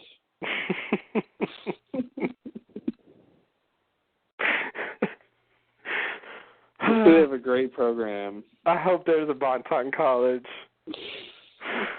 There has to be. I hope they make her enroll there. That'll be season 5. I guess she'd have to go to night school. You literally. How do you have night classes? It'd be tough. I wonder how vampires feel about education in general. Mm-hmm.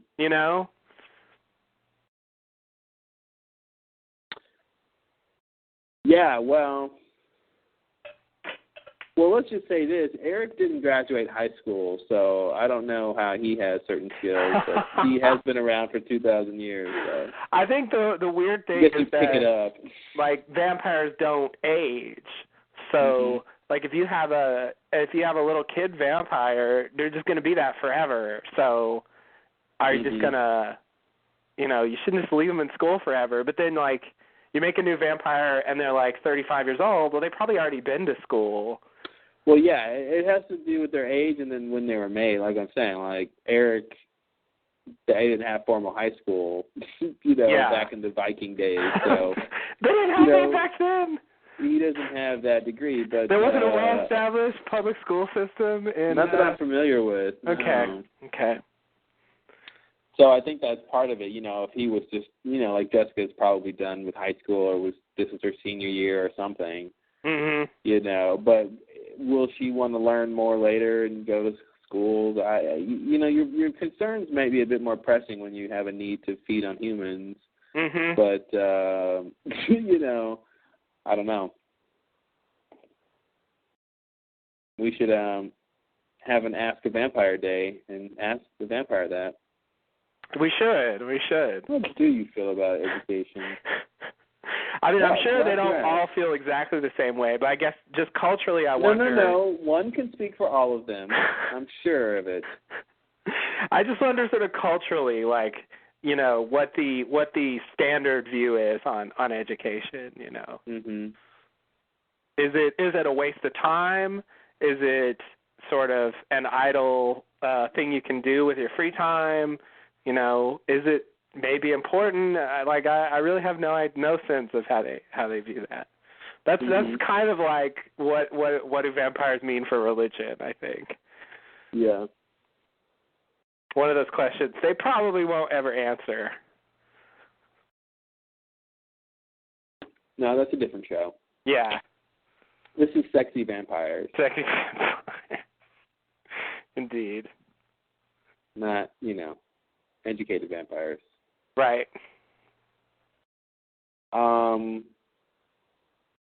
But yeah, I wonder if they're good at it. Like, I wonder if they have any extra, I don't know. I wonder if they have good memories or, because obviously some of the vampires have had to learn new languages. Like, I wonder how easy that was, Mhm.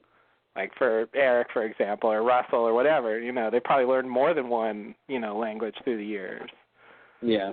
So they must have put in some time for that, unless they're just naturally really good at that. Anyway, I think that's an interesting question. Well, apparently you do think that's all kinds of interesting. Yeah. And it is. Yeah, I really like. I like even though True Blood doesn't really address such things. I like that it at least gives you the foundation to think about it. Mhm.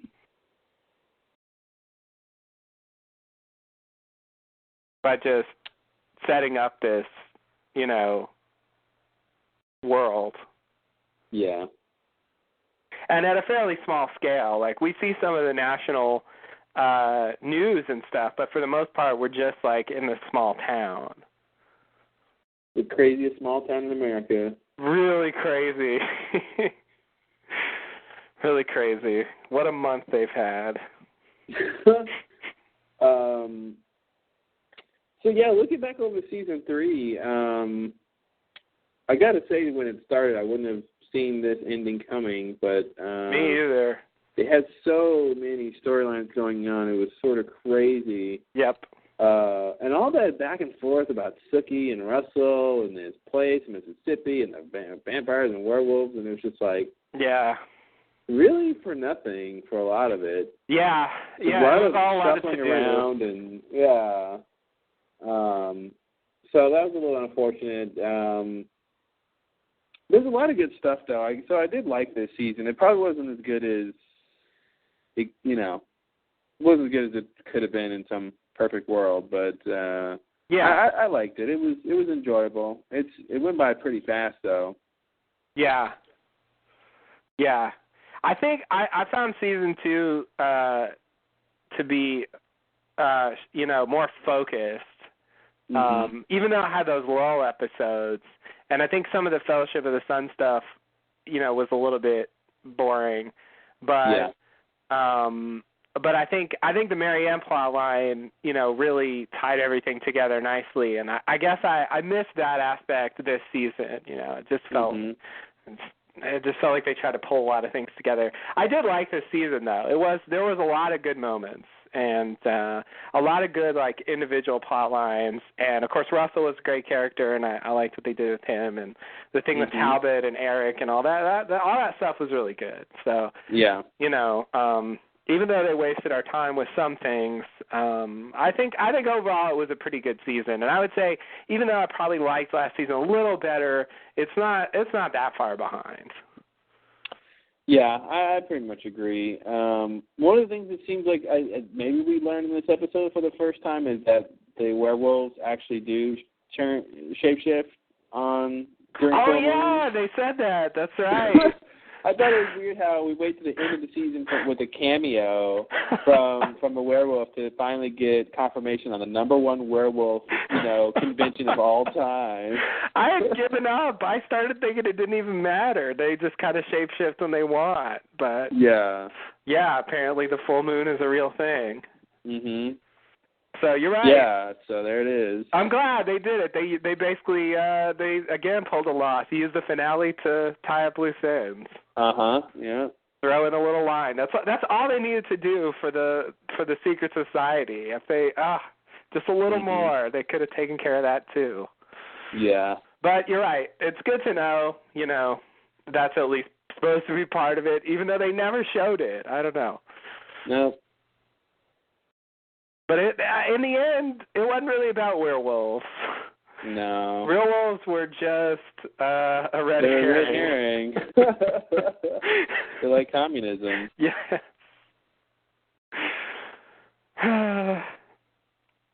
Yeah.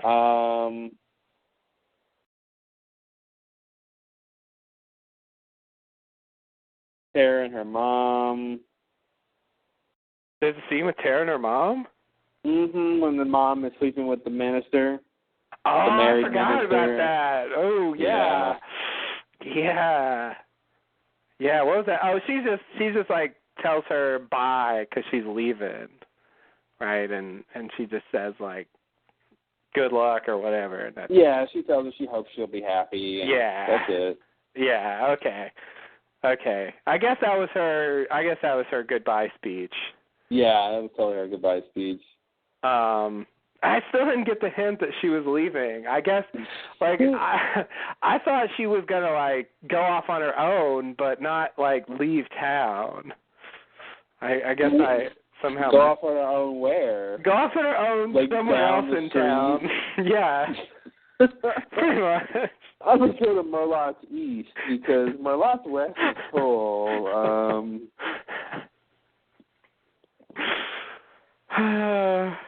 Their chicken fried chicken's better at Merlot's East. So. See, I think the problem is like her leaving and trying to like make a new life for herself. Like, she's gonna have problems, you know. Like, no, she won't. She's gonna have a conflict-free life. Really? Totally. She's not gonna have any problems ever. It's gonna be smooth sailing for Tara Thornton here on out. Okay, I don't know. Listen, this is how story works. You ever heard of Happily Ever After? Yeah. Sometimes it happens in the middle of a story. Oh, okay. Wow. I've never seen that before. And then the prince approached the castle and Happily Ever After.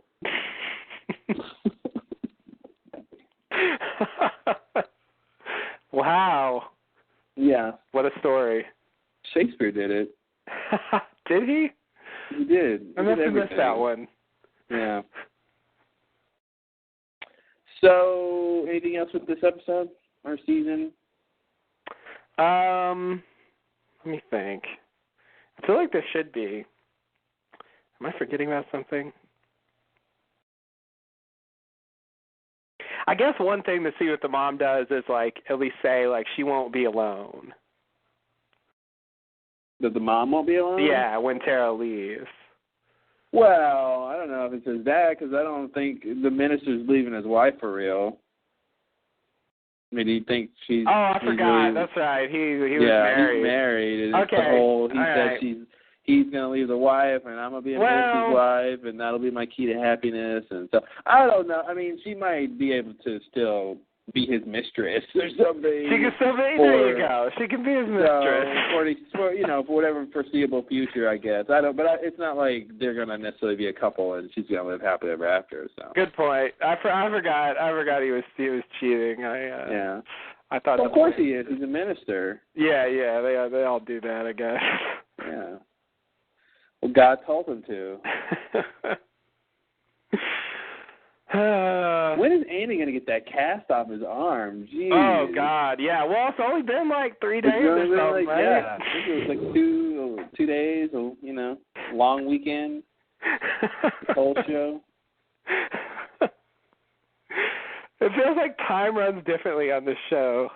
Time runs differently in Bon Temps. Yeah. I'm telling you, man, I feel like Bon Temps is like one of the points in the Bermuda Triangle or something. Yeah. It's really the Bermuda Quadrangle. Yes. It's like stuff that's going on here is craziness.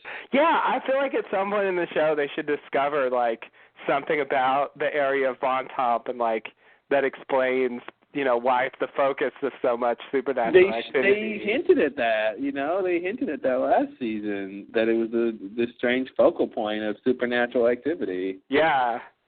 Yeah, so that's right. I forgot about that. Maybe they'll find a cave with water and light, and there it is. I hope so.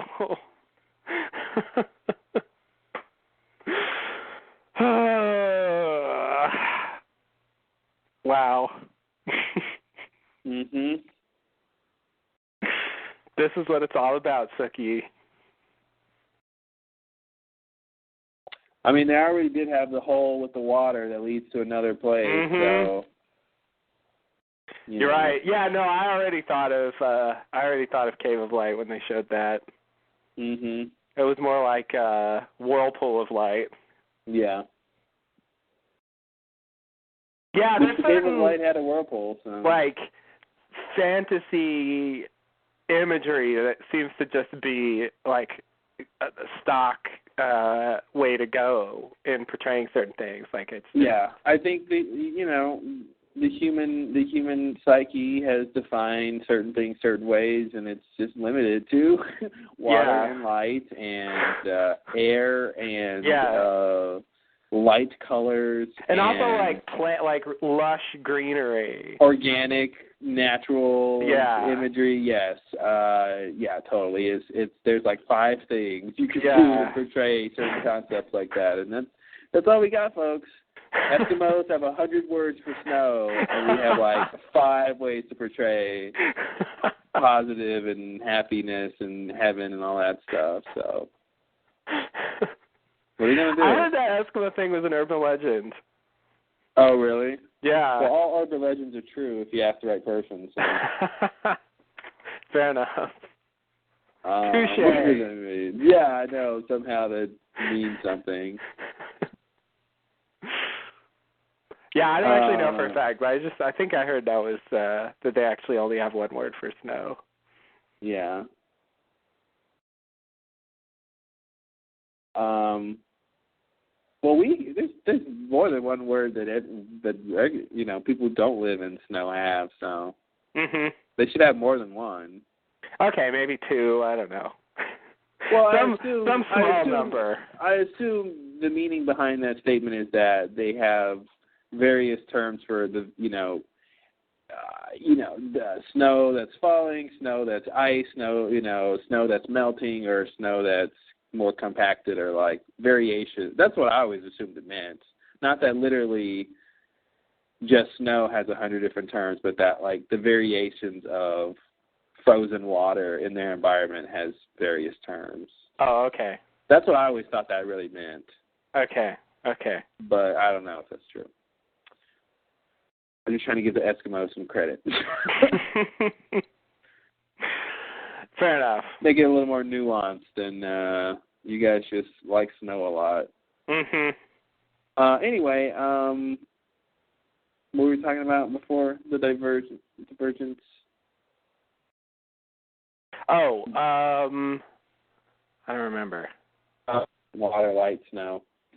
Oh, yeah. Yeah, I definitely wonder where the Fairyland thing's going. If it really will turn out to be in Europe somewhere, or is it on another planet in the universe, or is it another dimension? Like, how crazy are they going to get with that?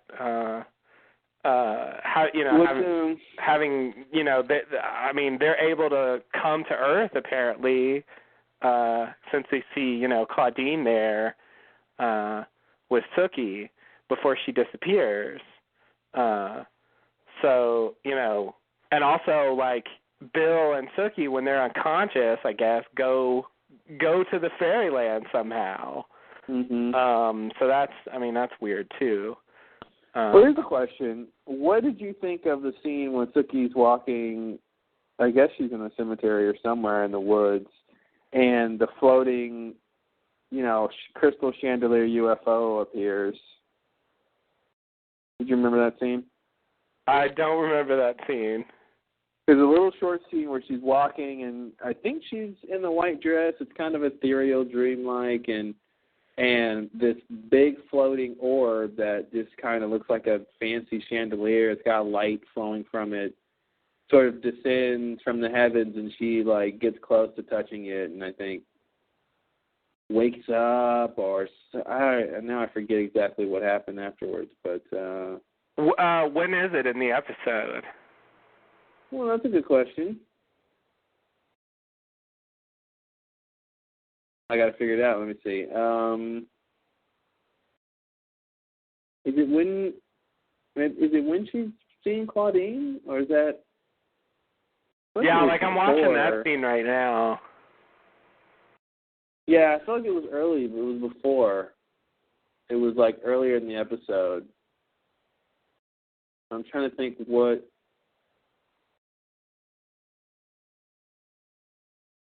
part of that was. Where would Sookie have seen that? I didn't make this up. I know that's what you're thinking. I'm making up scenes again. I'll tell you, that scene when Russell and Eric were tap dancing, I swear I saw that. Oh, that scene was so like a little bit from The Matrix when the Queen and Bill jump at each other. Mhm. They like rise up in the air and like launch themselves at each other. That was weird.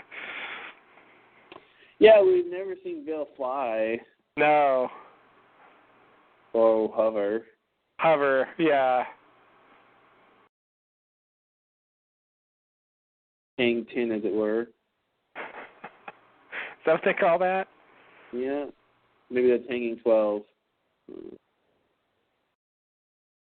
Where is that shot? I don't know. Was it after? Are you sure that happened? Like, that's just so crazy.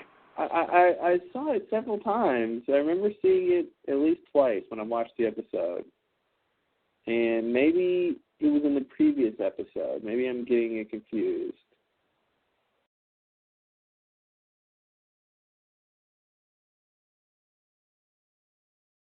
Huh.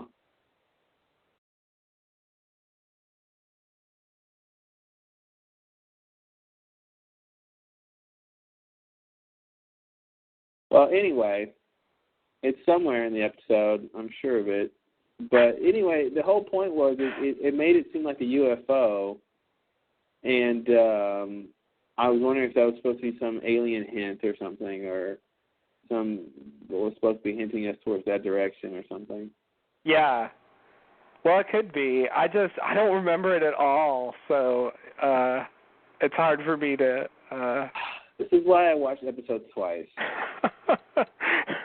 So I can remember things. Fair enough.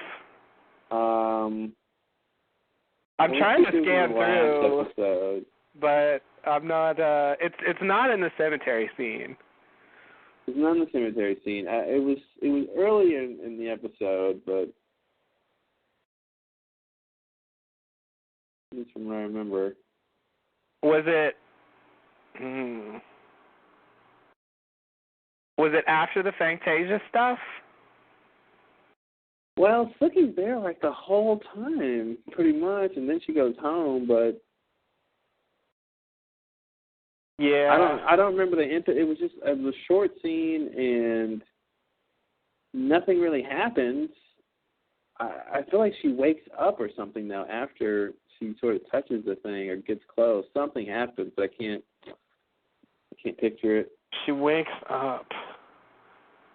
Did she go to sleep? I'm assuming she was dreaming it, so I'm assuming she wakes up, but... Oh, okay. Let's see. Well, there's Jason, there's Sam and Terry, Andy and the FBI guys, Crystal and Jason, Tara and her mom, Renee, Lafayette and Arlene, Alcide and Sookie. Mhm. Oh, it's when she's going home, maybe. Maybe it's when she's on her way home. Jason and It Andy. was outside. Lafayette and Jesus. No, we don't see her going home. She's already home with Tara by the time. There she is with Tara. Tara. Then Alcide in the truck with Bill and Eric. There's Russell getting buried.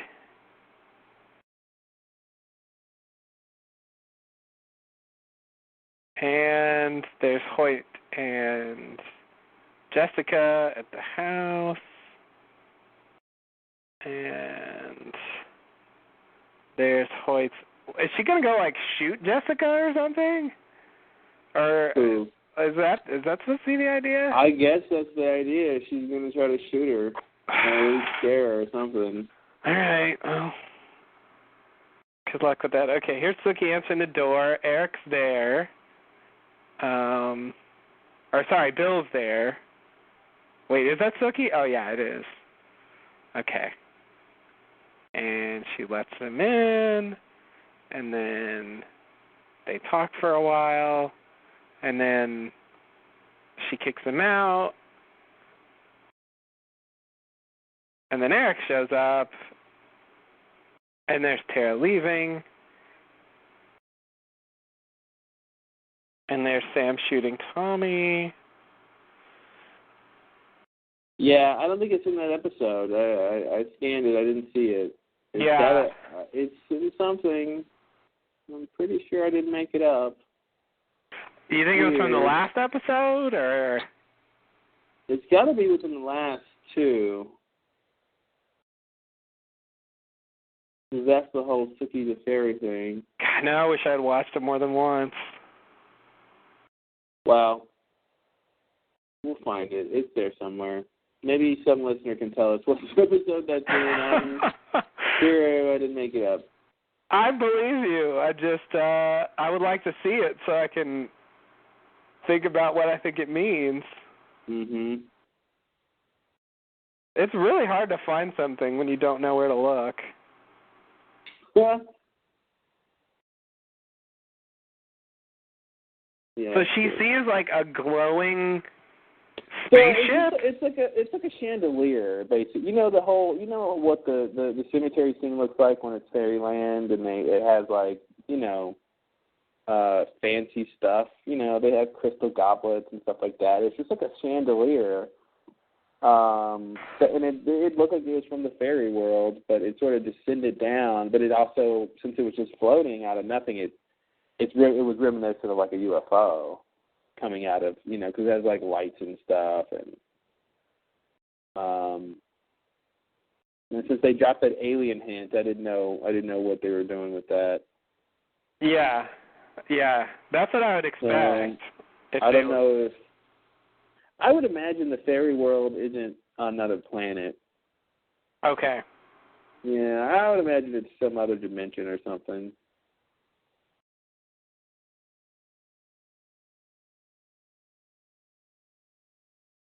Yeah. The planet makes it real. Yeah. Yeah. I mean, if it is supposed to be on another planet, there's some craziness going on there because they can just appear on Earth and you can go there when you're unconscious. Mm-hmm. And I mean, that's just most planets. You can't do that. What? You're going to the wrong planet, then. I guess I'm not going to any planet. What? That's the wrong kind. What planets are you going to? The kind that lets me just travel. Okay. No visa required. Wow. You do need a passport still. Oh, okay. Yeah, well, you got to have something. It's other planets. It's, they require it. Mhm. Oh, is this the shot? Is this it? Oh, I saw something that... No, that's not it.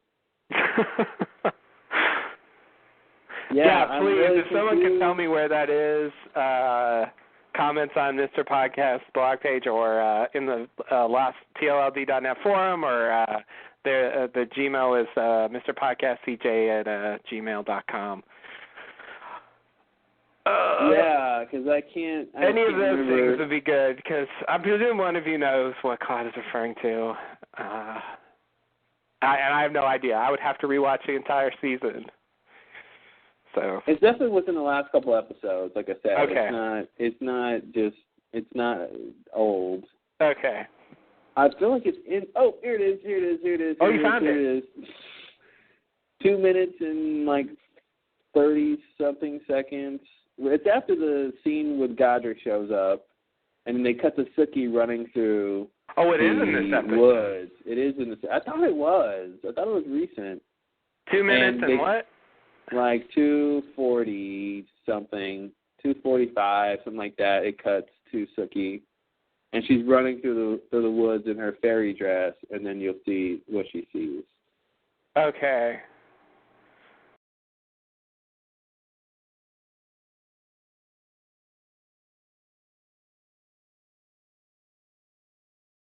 Only peace follows death for all.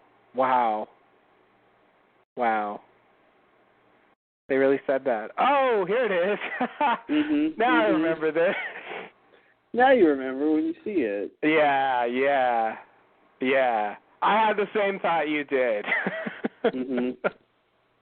Wow, all of that for you to just agree with my...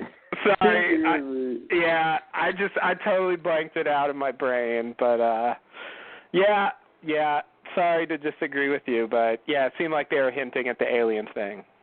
Yeah. All right. Well, good job. It is like a giant chandelier. I mean, it's pretty big for a chandelier, but yeah, you know, I guess that's the idea. Those fairies are just really garish.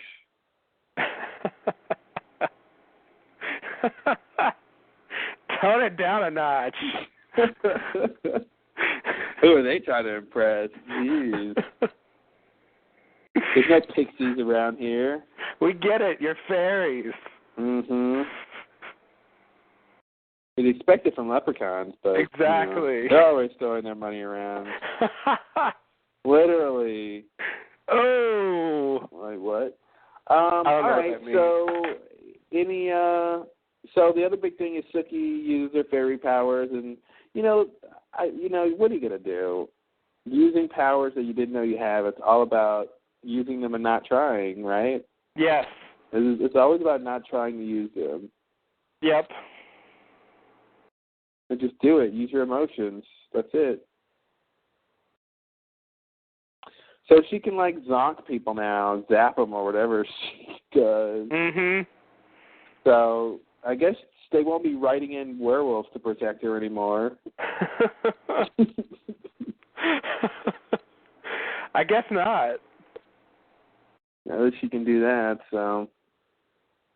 Man, if Jason finds out she's a fairy, what's he going to do? That's a good question. I really don't know. So that basically means that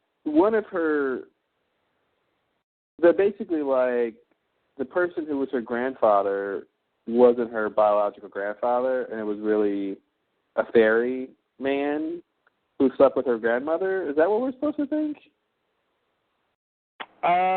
I thought it was that her grandfather, was part fairy.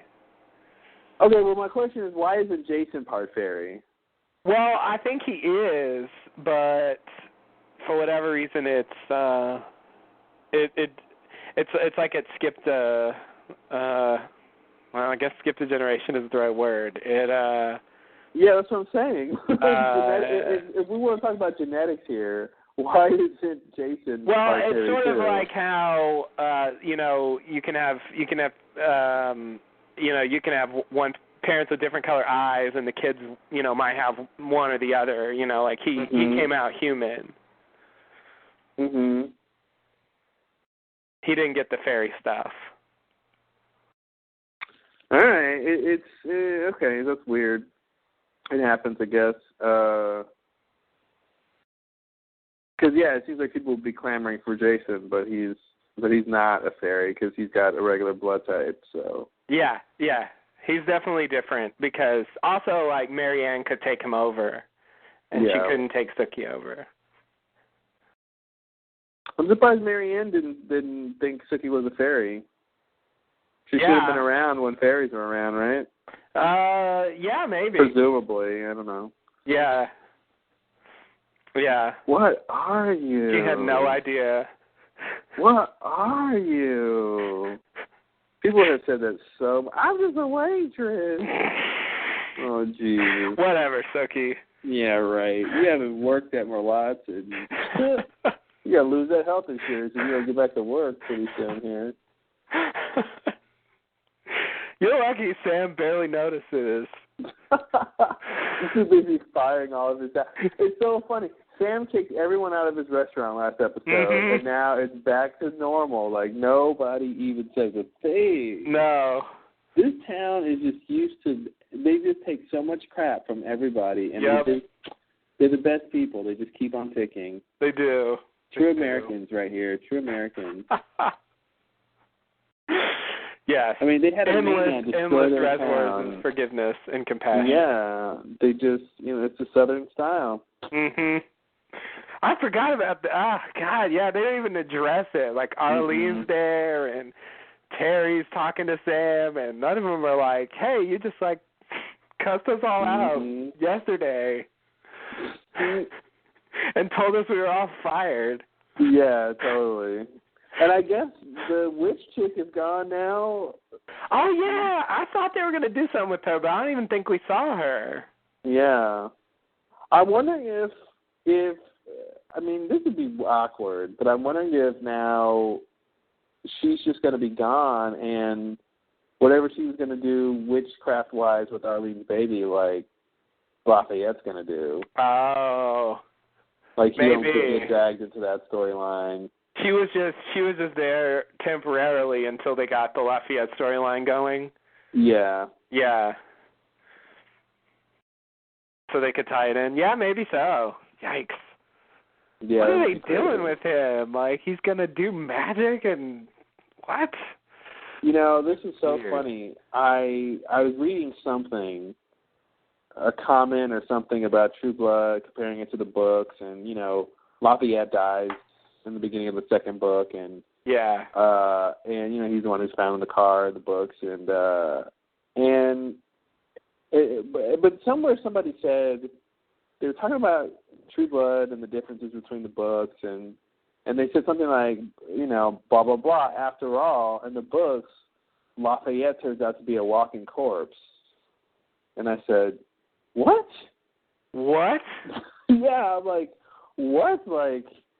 And this is before I remembered he got killed early on in the series, and I'm like, what? He's a walking corpse, like that's his secret? Like, that is gonna, like, I'm thinking, like, that's gonna explain his witchcraft and all this. So I went to do some research on this walking corpse thing. Like, he's just some undead corpse. I'm thinking, like, that's so crazy to make this character just an undead corpse.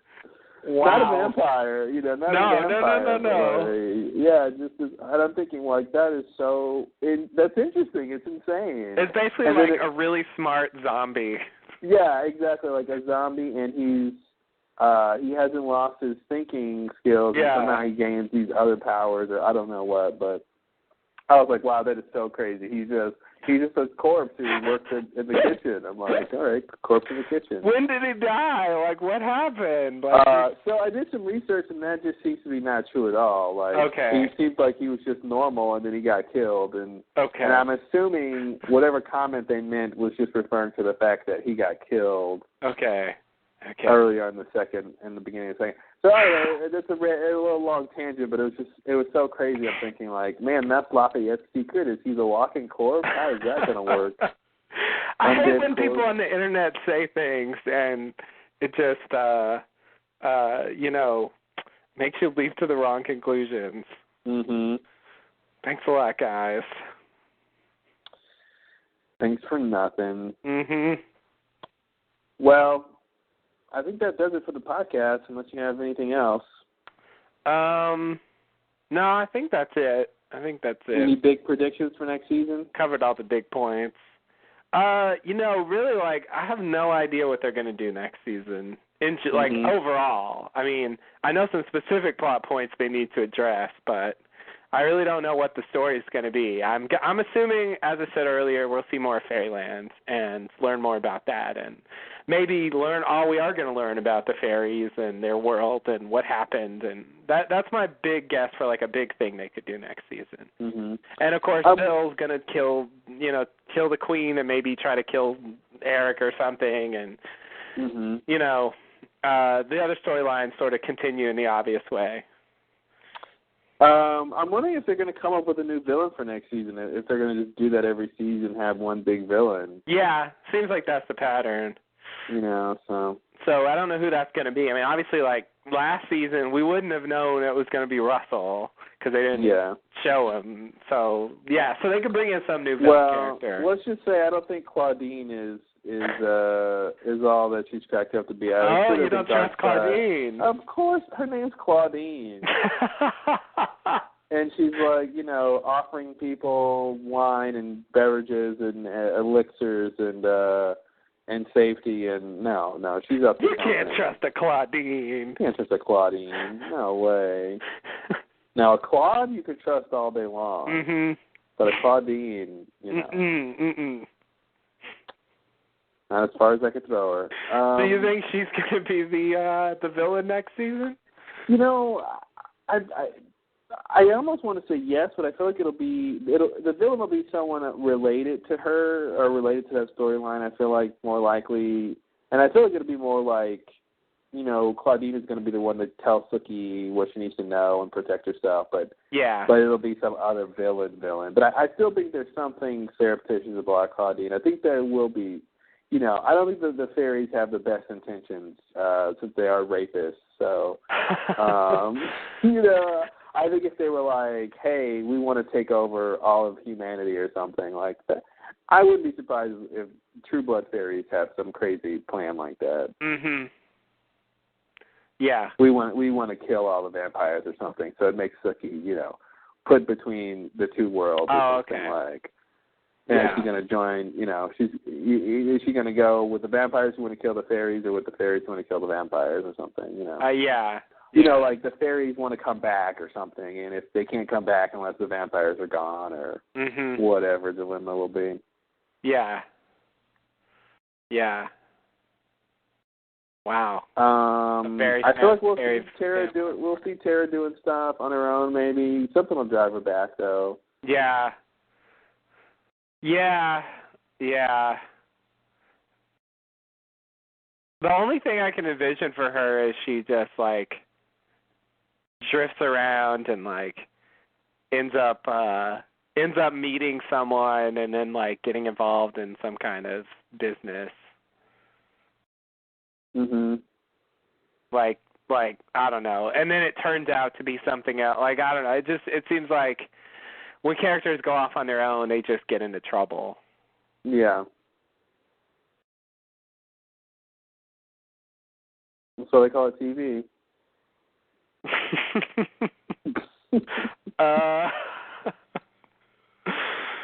I don't really fully understand, but I think I agree. Yeah, it's true nevertheless. Yes. All right. Well, yeah, I can't make any solid predictions for next season, but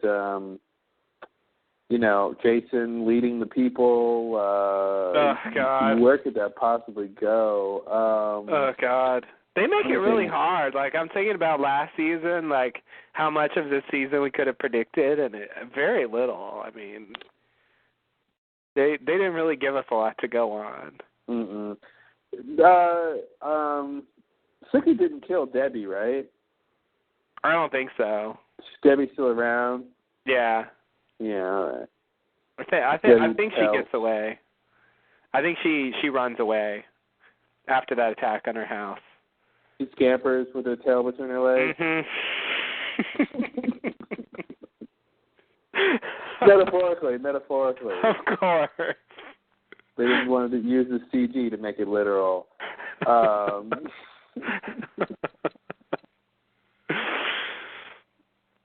Yeah, so they could bring her back, and they could bring out feedback if they want. Mm-hmm.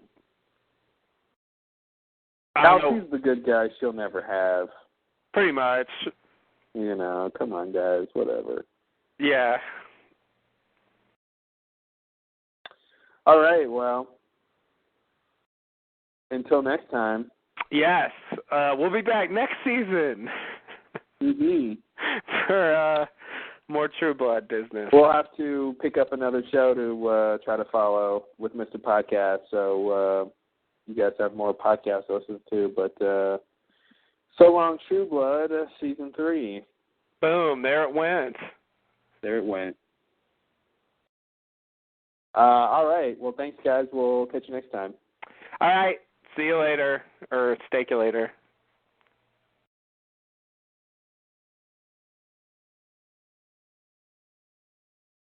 Oh, I have to stop it. I'm waiting. Fuck. I was waiting for you. I'm out of the habit. All right, guys, and Mr. Podcast ends now. Oh, sorry. Now